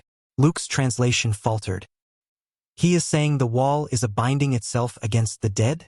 But to power such a construction and to make it last. The face of the hologram Brandon was grave. I will not survive it. This will be my last recording. If you are viewing this, it means the wall we built has failed or is failing. The enemy has returned. Static interrupted the image.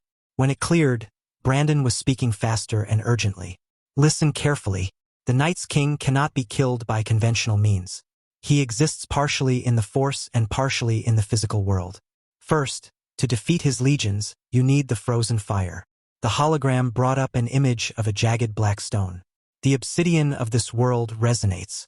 It is not living crystal like the lightsaber hearts of my home, yet it conducts and stores the Force with ferocious intensity. It acts as a battery and a blade. The children call it dragonglass. We forged weapons from it. It severs the necrotic bonds binding the dead to this plane. It is the only material of this world capable of shattering the magic that animates them. The image of Brandon faded slightly, his voice growing faint. He looked down at the jagged spearhead of obsidian he held in his holographic hand. Find the dragon glass. Arm yourselves. Without it, you fight a shadow that cannot bleed. The hologram seemed to stare intently at the object. It is fascinating. A material that can hold the force like a cup holds water, yet remains cold to the touch. If I had the time, the things I could learn from this stone. It sings when you push power into it. It hungers for the energy. Brandon looked up again. His expression hardened as he returned to the urgency of the moment. But time is what we lack. To stop the Night King himself, you must. The holocron sputtered and went dark. No! John reached for it. What happened? Luke caught the holocron as it fell. He examined it closely. A mishap. The holocron is damaged. Damaged how? Aliras asked. Time possibly. Or the unique force conditions here corroded the data. Luke set the holocron down carefully.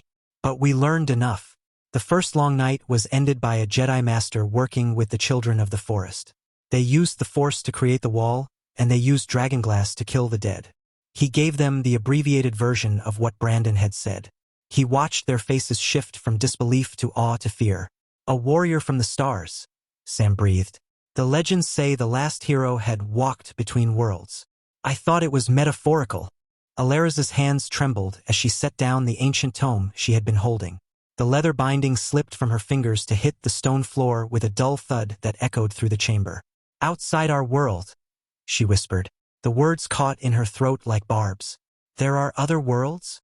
She pressed her palms flat against the table to steady herself. Marwyn's reaction was quieter but no less profound. The weathered face of the maester had drained of color, leaving him looking far older than his years. All my studies, the higher mysteries, the glass candles, the prophecies. I thought I understood the shape of things. But this changes everything. The Citadel teaches us the world has rules. Sam's voice cracked high and reedy with panic. Natural laws. But if there are other worlds and other peoples who can travel between them like sailing between ports. He gulped air like a drowning man. Everything we know is wrong. Everything. Luke watched them with an expression of mild concern, but no surprise. John simply crossed his arms impatiently. You are not surprised, Aliras stated while staring at them. How are you not? This should be shaking you to your core. This isn't something new to me, John said as he looked to Master Luke. Sam's mouth opened and closed soundlessly. Then, you knew? You have known this whole time and you just went about your days? Trained with swords? Ate breakfast? What else was I supposed to do? John's gray eyes held a hint of amusement despite the circumstance. Panic would not change the truth of it. The galaxy is enormous, Luke added gently. Where I come from, traveling between worlds is not uncommon. There are thousands of inhabited planets and billions of beings. Humans are just one species among many. Marwyn made a strangled sound. Species, plural. The Force connects all living things, Luke continued, across every world and every star. You have felt it yourselves now, that connection. It has always been there. You just did not have words for it before.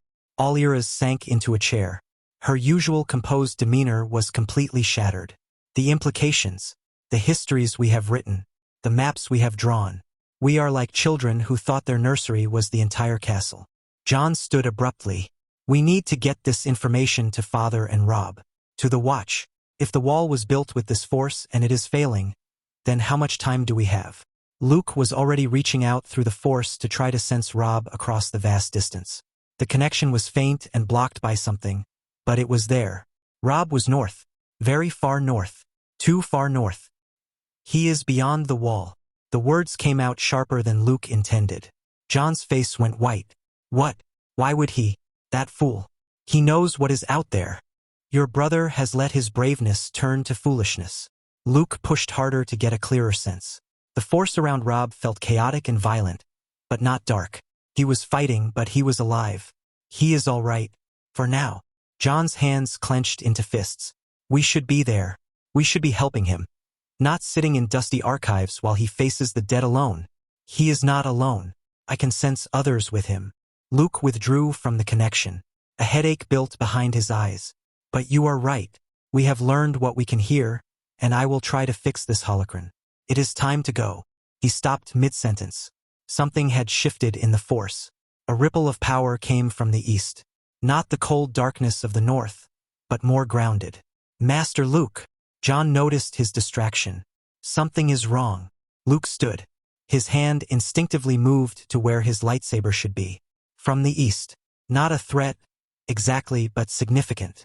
King's Landing, the Crownlands. Tyrion Lannister waddled through the Red Keep's corridors, as the wine from his afternoon session with Bronn sloshed unpleasantly in his stomach. But he needed his wits sharp for what came next. Robert had returned from his hunt an hour ago, and by the sounds echoing from the royal apartments, he was already deep in his cups. Ser Meryn Trant stood outside Robert's chambers, barely glancing at him as he passed. Being acting hand had its privileges, even if the position felt more like a noose than a chain of office. Tyrion found the king in his solar, sprawled in a chair that groaned under his weight, a goblet of strong wine clutched in one meaty fist. "Your Grace," Tyrion said, executing a bow that would have been mocking from anyone else but seemed merely practical from a dwarf. "Since you returned early, I trust the hunt was successful?" Robert grunted, not looking up from the fire. 3 empty wine jugs littered the floor around his chair, and a 4th sat half-empty on the table beside him. The king's doublet was unlaced, revealing a sweat-stained shirt beneath that strained against his belly. "Killed a boar," Robert muttered. "Big bastard. Not as big as the one that nearly got me at Storm's End. But—" He trailed off, taking another long pull from his goblet. Tyrion settled himself into a chair across from the king, noting the tremor in Robert's hands, the way his bloodshot eyes kept darting toward the door. Something had the king on edge, and it wasn't just the wine. "The realm prospers under your rule," Tyrion ventured, testing the waters. "The harvest has been good. Trade flows freely. Do you know about the taxes?" The roar came so suddenly that Tyrion nearly tumbled from his chair. Robert surged to his feet, sending his goblet clattering across the floor, dark wine spreading like blood across the rushes. "Your Grace." Tyrion kept his voice carefully neutral, though his mind raced. How had Robert discovered what they'd been hiding from him? The northern taxes. Robert's face had turned an alarming shade of purple. Triple what they were. Triple. And nobody thought to tell me? Not my hand. Not my master of coin. Not my own God's damned council. Tyrion's tongue darted across his lips, buying time. "I assumed Lord Baelish had informed you when he presented the figures to Lord Tywin. The documentation was quite thorough." "Baelish told me nothing." Robert kicked one of the empty jugs, sending it smashing against the wall. "A whore told me. A fucking whore in Littlefinger's brothel, chattering about how the Northmen will not be able to afford bread because of the new taxes. Everyone in this fucking city knew except me." The king's massive frame shook with rage, and Tyrion could smell the sour reek of wine sweat pouring off him. This was worse than he'd anticipated. Robert in his cups was dangerous enough, but Robert humiliated was something else entirely. "Perhaps there was a miscommunication," Tyrion suggested carefully. "These administrative matters can slip by." "Administrative?" Robert rounded on him, and for a moment Tyrion saw the warrior who'd crushed Rhaegar Targaryen's chest with a warhammer. "My oldest friend thinks I'm bleeding his people dry, and I look like a fool or a tyrant. Maybe both." Robert grabbed his warhammer from where it leaned against the wall, hefting it with disturbing ease despite his drunken state. "Where is Littlefinger?" "Your Grace, perhaps we should discuss this when—" But Robert was already storming from the room, warhammer in hand, bellowing for guards. Tyrion scrambled after him, his short legs pumping furiously to keep pace with the king's massive strides. They found Littlefinger in his chambers, bent over ledgers with a quill in hand. He looked up with that practiced smile of his, not a hair out of place despite the late hour. "Your Grace." Baelish rose smoothly, bowing low. "To what do I owe this unexpected pleasure?" "The northern taxes," Robert snarled, looming over the smaller man. "You raised them without telling me." Littlefinger's smile never wavered, though Tyrion caught the slight tightening around his eyes. "Your Grace, I merely implemented the crown's fiscal policy as directed by the Queen. Her Grace was quite insistent that we needed additional revenue for the royal wedding she's planning for Prince Joffrey Future." Tyrion watched Robert's face cycle through confusion, understanding, and finally, volcanic rage. "Cersei." The name came out as a whisper, then louder. Cersei ordered this? I assumed her grace had discussed it with you, Littlefinger said, his voice silk over steel. She presented it as your will, your grace, signed with the royal seal. I have the documents here if you'd like to review them. But Robert was already gone, charging from the room like a maddened bull, while Ser Meryn followed behind. Tyrion caught Littlefinger's eye for just a moment, saw the satisfaction lurking there, before he was running after the king again. Your grace, wait. Tyrion's legs burned as he struggled to keep up. Robert was taking the stairs 3 at a time, his warhammer still clutched in one hand, murder in his eyes. They were almost to Cersei's chambers when Tyrion heard it. Robert bursting through the door without knocking, a woman's scream, high and terrified, followed by the crash of breaking furniture and a shriek that could have been pain or rage or both. Tyrion stumbled in behind him and froze at what he saw. What in 7 hells? Robert began. Fuck. Chapter 35, The Game Changes. Year 299 AC/8 ABY. King's Landing, the Crownlands. The scream that tore from Robert's throat could have woken dragons. Tyrion stumbled through the doorway behind the king, his heart hammering against his ribs, and the sight that greeted him would be seared into his memory until his dying day. Cersei scrambled backward across silk sheets, her golden hair a tangled mess, her naked body gleaming with sweat in the candlelight. But it wasn't his sister's nudity that made Tyrion's blood turn to ice but the man beside her, equally naked, reaching desperately for something, anything to cover himself. Jaime. What in the 7 hells are you doing, Cersei? Robert's voice shook the very stones of the Red Keep. What in the fuck is going on? The warhammer trembled in the king's grip, his knuckles white as bone. Behind Tyrion, Ser Meryn Trant made a strangled sound, his hand frozen halfway to his sword hilt. The Kingsguard's face had gone the color of curdled milk, his eyes wide with the kind of horror reserved for witnessing the impossible made flesh. Robert! Cersei's voice cracked as she pulled a sheet to her chest, but the damage was done. The air reeked of sex and lavender oil, and there was no mistaking what had been happening moments before. You incestuous whore! Robert's face had gone beyond purple to something darker, more dangerous. Veins bulged at his temples as he rounded on Jaime. And you sister-fucking piece of shit. How long? How fucking long have you two been rutting behind my back? Jaime rolled off the far side of the bed, his movements graceful even in his nakedness. But his sword belt lay across the room, draped over a chair with his golden cloak. Cersei shrieked something incomprehensible, her hands clutching the sheets like a drowning woman clutching driftwood. Tyrion's mind reeled, struggling to process what his eyes were telling him. He'd suspected, God's help him, he'd suspected something, but to see it laid bare like this, the implications crashed over him in waves. They're Jaime's bastards. Every last one of them. Even Joffrey. Robert, please. Cersei started again, but Robert's roar drowned her out. Please? You dare say please to me? His grip on the warhammer tightened, the leather creaking. I should have known. I should have fucking known, but I was too drunk, too stupid to see what was right in front of me. Tyrion tried to find his voice, tried to summon some clever words that might defuse this powder keg before it exploded. Your grace, perhaps we should. But Robert couldn't hear him, wouldn't hear anyone. The king's eyes had gone cold, the drunken haze burned away by pure rage. When he spoke again, his voice had dropped to something far more terrifying than his bellowing. You and your whore of a sister will die now, Kingslayer. Robert moved with surprising speed for a man of his size and state of inebriation. The warhammer whistled through the air as he charged around the bed toward Jaime, who dove aside at the last second. The weapon smashed into the bedpost, sending splinters flying. Robert, stop! Cersei screamed, her voice raw with panic. She turned to Ser Meryn, who stood frozen in the doorway. Help him! That's your sworn brother. Help him! But Ser Meryn Trant remained paralyzed, his face a mask of indecision and terror. His oath was to protect the royal family, but which oath took precedence when the king was trying to kill a Kingsguard?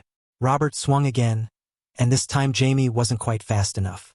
Though he twisted away from the hammer's head, Robert's meaty fist caught him with a backhand that sent Jaime sprawling across the floor. The naked knight skidded on the polished stone, coming to rest near his sword belt. Tyrion's paralysis broke. He grabbed Ser Meryn's arm, the mail cold under his fingers. Help him, you fool! I can't, the king. Listen to me very carefully, Tyrion hissed, his mind racing through calculations of survival. I know my sister owns you. I know about the gold she's been slipping you, the promises she's made. If Jaime dies, you die. If you help him, my father will give you a castle and enough gold to drown in. Choose. Now. Greed flickered in Meryn Trant's eyes. Overriding honor. Overriding sense. The knight drew his sword and stepped forward just as Robert raised his warhammer above the prone Jaime. The blade rang against the hammer's haft, and Robert spun with shocking agility. Traitorous whoreson of a king's guard. Robert's strength was legendary even in his decline, and he proved it now. He shoved Meryn back with raw power, the knight stumbling despite his training. The warhammer came around in a brutal arc that Meryn barely deflected. But the distraction had given Jaime the seconds he needed. His fingers closed around his sword's hilt, the naked steel singing as he drew it from its sheath. Robert must have heard it, or perhaps some warrior's instinct warned him. He started to turn, the warhammer beginning its descent toward Meryn's head. The blade punched through Robert's back with a wet sound that Tyrion would never forget. It emerged from his chest, crimson spreading across the king's wine-stained shirt. Robert's eyes went wide, the warhammer slipping from nerveless fingers to clatter on the stone. For Cersei, Jaime whispered, twisting the blade. Robert Baratheon, first of his name, king of the Undulls and the First Men, lord of the Seven Kingdoms, fell to his knees. Blood bubbled from his lips as he looked down at the steel protruding from his chest. Then, impossibly, he laughed. A wet, choking sound that sprayed red across the floor. Ned was right about you, Robert gasped, his voice already fading. He'll put your head on a spike. His blade. We'll find you soon enough. The light faded from those blue eyes, and the king who'd won his throne with a warhammer died naked and betrayed on his wife's bedroom floor. The silence that followed was deafening. Tyrion stared at his brother, still naked, still holding the bloody sword. Jaime's face had gone blank, empty as a corpse's. Why? The word escaped Tyrion's lips before he could stop it. One simple word carrying the weight of 1,000 questions. Jaime didn't answer. It was Cersei who spoke, pulling herself from the bed with the sheet wrapped around her like armor. Her eyes glittered with something that might have been triumph or madness or both. For love, she said, and her smile was terrible to behold. Tyrion looked between them, his golden siblings beautiful and damned, then down at Robert's cooling corpse, blood pooling beneath him like spilled wine. What have you done? His voice came out smaller than he'd intended, almost childlike. Gods above and below, what have you done? Cersei's expression shifted, sharpening into something calculating. She stepped over Robert's body without a glance, moving to Jaime's side. What do you mean we, brother? Tyrion's mouth went dry. I don't. It was Eddard Stark, Cersei said, her voice gaining strength with each word. He sent assassins after Robert, after Jaime too. My brave brother fought them off, but not before they struck down the king. The words shook Tyrion. No one will believe that. Ned Stark sending assassins? The man's honor is legendary. It doesn't matter what the world believes, Cersei interrupted, her green eyes bright with a fever light. It matters what my son, the new king, says, and the rest of the realm follows. Tyrion felt the floor shifting beneath him, the world tilting on its axis. He looked to Jaime, desperate for some sign of sanity. You can't possibly agree with this stupidity. Jaime's head moved in the barest of nods, his eyes never leaving the blood on his sword. Cersei turned to Ser Meryn Trant, who stood trembling, his sword still in hand. Thank you for your service to House Lannister, Ser Meryn. Your loyalty will not be forgotten. The knight managed a jerky nod, his face the color of old parchment. He opened his mouth, perhaps to speak, perhaps to scream. Jaime moved like lightning. One moment he stood still as stone. The next his blade swept across Meryn Trant's throat. The knight's eyes widened in shock and betrayal as blood fountained from the wound. He dropped to his knees, hands clutching uselessly at his open throat, then pitched forward to land beside his king. Now the truth remains in the family, Cersei said, her gaze settling on Tyrion with the weight of mountains. The blood spread across the floor, mingling Robert's with Meryn's, creeping toward Tyrion's boots. He stood frozen, his brilliant mind finally, catastrophically, failing him. In all his calculations, all his schemes and contingencies, he'd never imagined this. The game had changed. The board had been overturned. And Tyrion Lannister, for perhaps the first time in his life, had no idea what move to make next. Old Town, the Reach. Luke turned the holocron over in his hands, its crystalline surface catching the amber light streaming through the inn's grimy windows. The device felt warm against his palm, pulsing with residual force energy from Brandon Stark's ancient recording. Around him, the common room buzzed with midday conversation, merchants haggling over grain prices while sailors nursed their Alesh and complained about the harbor fees. Ghost lay sprawled across the floor beside their table, his red eyes tracking every patron who dared venture too close. Phalia sat cross-legged on the bench, running her fingers through the direwolf's thick fur with obvious delight. The massive wolf tolerated her attention with surprising patience, occasionally shifting to offer a different spot for scratching. When Amidala padded closer, Phalia tentatively extended her other hand. Luke's companion sniffed once before allowing a brief touch to her snout, then retreated to her position by the door. "They're magnificent," Phalia breathed, her voice carrying genuine wonder. "I've never felt anything this soft in my life." Luke set the holocron aside in his pocket and picked up the piece of dragonglass Marwyn had given him. The volcanic glass felt oddly alive in his grip, resonating with the force in ways that defied his understanding. He'd encountered Kyber crystals, Sith artifacts, even the cave on Dagobah where the dark side pooled like stagnant water. But this simple obsidian shard hummed with possibilities he couldn't quite grasp. The texts he'd studied with Marwyn painted dragonglass as merely a weapon against the others, a sharp enough to pierce their frozen flesh, breaking whatever dark magic animated them. Yet when Luke held it, he sensed layers of potential. The force flowed through it differently than through Kyber, less focused but somehow more primal. He thought of Brandon Stark's message, how the ancient Jedi had fought alongside the children of the forest. Had they discovered properties in dragonglass that went beyond simple weaponry? Well, they did figure out how to use these to communicate at far distances. Can glass candles help communicate between planets? The weather manipulation still baffled him. Even Palpatine at his height couldn't summon winter across continents or raise armies of the dead on such a scale. The Night King commanded forces that transcended individual power, tapping into something fundamental about this world's connection to the Force. "Won't abandon you after what you did for me." Phalia's forceful declaration pulled Luke from his contemplation. She sat rigid on the bench, jaw set with determination. "You saved me from that monster. I'm going with you to Highgarden." Jon sighed, setting down his cup of watered wine. "Phalia, you don't understand what you're risking. The Tyrells summoned us because of what happened at Oakenshield. You were the victim there, not the perpetrator. They have no quarrel with you." "They have no quarrel with you either," Phalia shot back. "You defended a woman from rape. Any lord with honor would praise you for it." Jory shifted uncomfortably on his stool, his weathered face creased with concern. "With respect, my lady, the Reach Lords don't always see matters the way we do in the North. Lord Hewitt's their bannerman. They might take offense at the disruption." "Disruption?" Phalia's voice rose. "Is that what they call it when—" "I can protect us," Luke interjected calmly, though he kept his voice low enough not to carry to neighboring tables. "And the Tyrells won't risk open conflict over this." Jory's expression grew troubled. He'd served House Stark long enough to speak plainly when needed. "Master Luke, I mean no disrespect to your abilities. Gods know I've seen what you can do. But if the Tyrells decide to hold Jon, or any of us as hostages, it won't matter how many men you can throw through the air. Lord Stark would have to respond, and that response would ripple across the Seven Kingdoms." The captain leaned forward, his voice dropping further. "One incident at a minor lord's castle is one thing. But if we leave Highgarden through violence, that's the North attacking the second most powerful house in the realm. It would mean war." Jon looked between Luke and Jory, conflict clear in his gray eyes. The boy had grown since leaving Winterfell, and not just in his mastery of the Force, but in his understanding of consequences. Luke could feel Jon's emotions through their bond.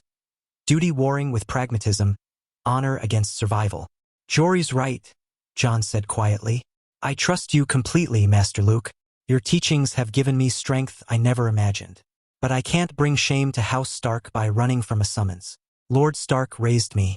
He protected me my whole life, even when—" Jon's hand clenched around his cup. "Even when it cost him. I won't repay that by making him look like he harbors outlaws." The emotion in Jon's voice struck Luke deeply. This wasn't the bitter bastard who discovered his parentage in Winterfell's crypts. This was a young man who'd found peace with his identity, who understood that family transcended all else. Luke thought of Owen and Beru Lars, who'd raised him as their own despite the danger. They died for that choice, but they'd given him the foundation to become who he was meant to be. "You're assuming they mean to take you hostage," Jory continued, addressing Jon directly. "You might be Lord Stark's bastard to them, but you're still Lord Stark's son. Taking you would force his hand as surely as taking Robb or Bran would." Jon's laugh held no humor. "A bastard's not worth the same as a trueborn son. Everyone knows that." "Not to Lord Stark," Jory said firmly. "And the Tyrells are clever enough to know it. One look at how he raised you would tell them that." "You think Lady Olenna hasn't heard about the bastard who trains alongside the heir?" Jory shook his head. "They take you, Lord Stark marches south with every sword in the north. That's not a bluff, and the Queen of Thorns knows it." Luke set down the dragonglass and leaned back in his chair. Through the Force, he could sense the fear beneath Jory's logic. The man genuinely cared for Jon, had watched him grow from boy to young man. But there was truth in his words too. The political web of Westeros was just as complex as anything Luke had encountered in the New Republic. Every action created ripples. Every choice carried weight beyond its immediate consequences. "Jon's right about duty," Luke said finally. "And Jory's right about the risks. But you're all forgetting something." He met each of their gazes in turn. "I made a promise to Lord Stark before we left Winterfell. I swore I would protect Jon, that I would never allow him or any of his siblings to become hostages." Luke's hand moved to rest on the lightsaber hidden beneath his cloak. "I don't make promises lightly. The Force brought me here for a reason, and that reason involves the Stark children. Whatever happens at Highgarden, Jon will leave of his own free will. And if they try to stop us?" Thalia asked. "Then they'll learn what I am truly capable of." Luke's voice carried no boast, just simple fact. "But it won't come to that.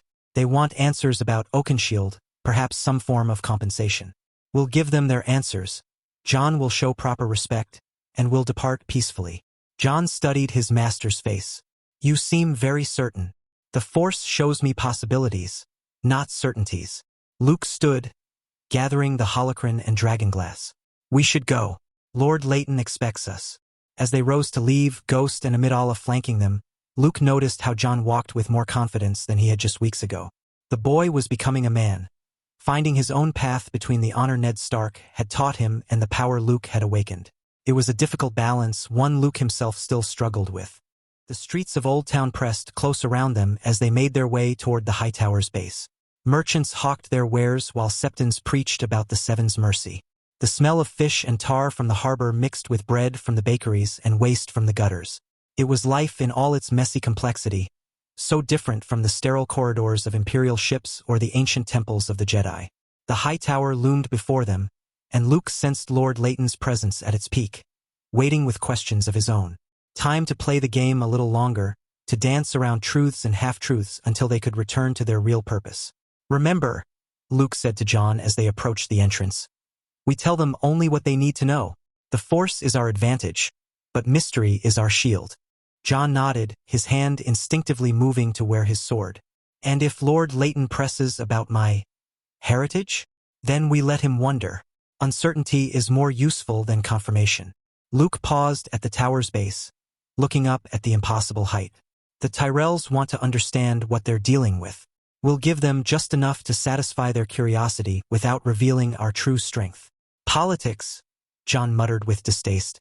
"Survival," Luke corrected. "Until we understand what threatens this world, we need to avoid making enemies." He thought again of the Night King, of Brandon Stark's incomplete message. The private dining room in the Hightower castle felt smaller than it was, despite the vaulted ceiling that disappeared into shadow. Luke ran his fingers along the polished oak table, sensing the age of the wood through the Force, centuries of meals, negotiations, and secrets soaked into its grain. Winter roses filled a crystal vase at the center, their pale blue petals catching the afternoon light that streamed through tall windows. Jon shifted in his chair, the leather creaking beneath him. His gray eyes tracked the door with the wariness of someone who'd learned that summons from powerful lords rarely meant anything good. Ghost lay sprawled at his feet, massive head resting on his paws, while Amidala maintained her vigil by Luke's chair, her amber eyes never leaving the entrance as he scratched her neck. The door opened without announcement. Lord Leighton Hightower entered first, his bearing regal despite his advanced years, silver hair gleaming in the light. Behind him glided Lady Malora with her dreamy expression as they sharpened the moment she saw the direwolves. "Oh!" The sound escaped her like a child discovering presents. She clasped her hands together, silver hair swaying as she practically bounced on her toes. "They're even more magnificent than the smoke showed me." Leighton's own composure cracked at the sight of the massive wolves. His eyes widened, tracking from Ghost's white fur to Amidala's gray coat. By the 7 actual direwolves in the south. Willis would be ecstatic if he ever lays his eyes on them. Malora was already moving forward, then stopped abruptly, tilting her head at an odd angle. She looked between John and Luke with such naked hope that Luke found himself nodding before she'd even asked. John followed suit, a slight smile tugging at his mouth.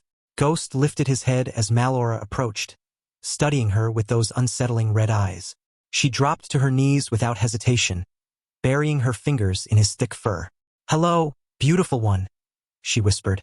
"You dream of snow and blood, don't you?" "Yes, yes you do." The direwolf's tail thumped once against the floor, a rare display of approval from the usually aloof creature. Amidala patted over, nudging Melora's shoulder with her snout. The woman laughed, a tinkling sound like wind chimes, and wrapped an arm around each wolf. "They sing together," she murmured, pressing her face against Ghost's neck. "Mother and son, 2 notes in perfect harmony. How lovely." Leighton cleared his throat, though his gaze remained fixed on his daughter's interaction with the direwolves. He moved to the table and settled into his chair with deliberate care, never taking his eyes off Luke and John. The awe in his expression was unmistakable, not the calculated interest of a politician, but the wonder of a scholar confronting the impossible. Luke felt the weight of Leighton's thoughts pressing against his mental shields. The old lord's mind buzzed with questions, theories, connections forming and reforming like constellation patterns. Time to cut through the dance. "It seems Marwyn told you everything." Leighton's laugh came short and sharp. "Everything? My dear Master Luke, Marwyn is many things. Brilliant, unconventional, perhaps slightly mad. But he is first and foremost my benefactor's privilege." He leaned back, fingers steepled. When a man funds another's more esoteric research for decades, certain confidences are shared, particularly when that research suddenly bears fruit in the form of visitors who shouldn't exist. His gaze sharpened, the scholar overtaking the Lord. "A world outside our own. Other stars with other peoples. Marwyn speaks of it as fact, but words are one thing." He gestured at Luke. "How can you prove such a thing? How can anyone prove the impossible?" Malora drifted to the table, Ghost and Amidala trailing behind her like oversized puppies. She settled into her chair with boneless grace, still running her fingers through Ghost's fur as he lay beside her. Luke recognized opportunity when it presented itself. He leaned forward, matching Leighton's intensity. "I can prove it, Lord Leighton. More than Marwyn could ever tell you, more than you've dreamed." He paused, letting the promise hang. "But first, you tell us the true reason we're being called to Highgarden." John's brow furrowed in confusion, but he held his tongue. Luke felt a spark of pride. The boy was learning patience, when to speak and when to listen. Leighton's laugh filled the room, genuine this time. "Oh, you are clever. Very well." He raised his hand, and servants appeared as if summoned from air, bearing platters of roasted capon, fresh bread, and wine that smelled of summer peaches. The Lord said nothing as they arranged the feast, waiting until the last servant closed the door behind them. He lifted his goblet, took a deliberate sip, and set it down with a soft click. "It's not simply Olenna who wants John in Highgarden." John straightened, confusion clear on his face but maintaining his silence. "Lord Renly Baratheon has taken a particular interest in this meeting," Leighton continued, "though I suspect his reasons differ greatly from Lady Olenna's." "I don't understand," John said finally. "Why would the king's brother care about a bastard from the north?" Leighton's smile held secrets. "Because Renly plans to reveal something. Something even I'm not supposed to know, though walls have ears and the Mad Maid's whispers travel far." Melora's voice drifted across the table, sing-song and distant. "The stag's horns are borrowed gold, and borrowed gold breeds only borrowed gold. The lion roars in the stag's own den, but only true princes may claim what false princes pretend. Ice and fire, fire and ice. The dragon stirs beneath wolf's dice. When bastards rise and trueborn fall, the one who was promised shall answer the call. The room fell silent. Luke felt the force swirl around Malora, not quite touching her but acknowledging her, like recognizing a distant cousin. Leighton watched his daughter with fond exasperation. My daughter speaks in riddles, but her meaning is clear enough to those who listen. He turned to Jon, studying him with renewed interest. Lord Renly will reveal that Robert's children are bastards. Jon's goblet hit the table hard enough to slosh wine across the wood. What? All three. Joffrey, Myrcella, Tommen. Not a drop of Baratheon blood in them. Leighton's smile was sharp as a blade. Why Renly wishes to reveal this now, in this manner, remains a mystery to me. But he and Olenna believe only Lord Stark can prevent Robert from tearing the realm apart when he learns the truth. And you, Jon Snow, represent Lord Stark's interests in the south. That's... Jon's voice cracked. If the Queen has been unfaithful, if the children aren't Robert's. Civil war, Luke said quietly. He'd seen enough governments fall to recognize the pattern. The succession becomes contested. Every great house will press their own claim or support another's. Precisely. Leighton refilled his goblet. Olenna thinks she can manage this revelation, use it to her advantage. She wants to gauge Lord Stark's position through you, Jon. This is essentially a formality, the first time Lord Stark has allowed family to venture south in years. They mean to take full advantage. But if they're bastards, Jon pressed, his face pale. Who fathered them? Leighton's expression answered before his words. Who else has golden hair and green eyes? Who else would the Queen trust absolutely? Jaime Lannister, Jon breathed. Her own brother. Indeed. Leighton turned to Luke. I can almost guarantee Jon won't be harmed. This is political theater, not a trap. Olenna needs the North stability and Renly... Well, Renly needs allies for whatever game he's playing. Luke absorbed this, feeling the force currents shift and eddy around them.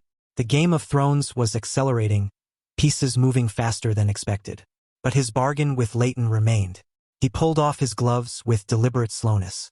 Leighton leaned forward, then jerked back with a gasp as Luke revealed the mechanical hand beneath.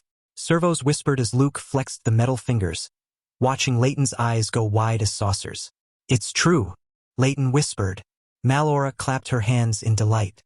Oh, how wonderful! The stars gave you a new hand when the old one went away. Luke reached beneath his cloak and withdrew his lightsaber. Leighton actually took a step backward as the blade ignited with its distinctive snap hiss, green light flooding the room. The Lord's face went pale, then flushed with excitement. It's pretty, Malora said dreamily, though I prefer the yellow ones. They sing sweeter songs. Luke's blade died instantly. You've seen a lightsaber before? Malora smiled, the expression both innocent and knowing. I see many things. Past things, future things. Things that might be and things that must never be. She tilted her head. Your father had a blue one once. Then it was red. Colors change when hearts change. Luke's throat tightened. She couldn't possibly know about Anakin, yet he searched her face, finding only that serene, distant expression. The Force whispered around her but wouldn't quite touch her, like oil and water occupying the same space. That's all you'll get from her? Leighton said softly, still staring at where the lightsaber had been. My daughter sees true, but speaks in puzzles. He sank into his chair, looking older and younger simultaneously. A blade of light, a hand of metal. Marwyn spoke true. There are worlds beyond our world. Many worlds, Luke corrected, returning the weapon to his belt. But I'm here for a reason. The long night isn't just history. It's returning. The others gather their strength beyond the wall. Leighton nodded slowly. I know. The glass candles burn again. Dragons stir in the east. Magic seeps back into the world like water through a broken dam. He looked at Jon. You must make them believe at Highgarden. The Reach's strength will be needed. They won't listen, Jon said forcefully. Southern lords think the others are nursery tales. They care more about their games of power than make them care. Leighton's smile was sharp. You have advantages they don't expect. Use them. Jon blinked, understanding dawning on his face as he looks at Luke. You want me to reveal? I want you to survive what's coming, Leighton corrected. All of Westeros needs to survive. If that means shattering a few assumptions about what's possible, so be it. Luke studied the old lord. When did you make the connection? Leighton's gaze shifted to Jon, lingering on his face. When I truly looked at him, the North remembers Master Luke. And some of us in the South remember too. Lyanna Stark had a particular beauty, Stark, if you'll forgive the pun. Jon's jaw clenched, but he said nothing. What's your goal here, Lord Leighton? Luke asked directly. To see where it all ends. Leighton's expression grew distant. I've spent 50 years in that tower, studying, watching, waiting. Now the board is set. The pieces are moving, and winter comes regardless of who sits the Iron Throne. His gaze found Jon again, weighted with meaning. I want to help wherever I can, however I can. By sending us into a potential trap? By sending you where you need to be. Leighton lifted his goblet in a mock toast. Olenna Tyrell is many things, but she's not stupid. She'll recognize your talents, Jon Snow. And when she does, she'll realize the game has changed beyond her careful calculations. Luke felt the truth in Leighton's words through the Force. The old lord meant them no harm. Indeed, he seemed genuinely invested in their success. Leighton leaned forward eagerly. Now, how exactly did you end up here, Master Luke? Marwyn has theories about tears in reality, about places where the walls between worlds grow thin. But you would know better than our speculation. Luke settled back, organizing his thoughts. I was pursuing an artifact through uncharted space.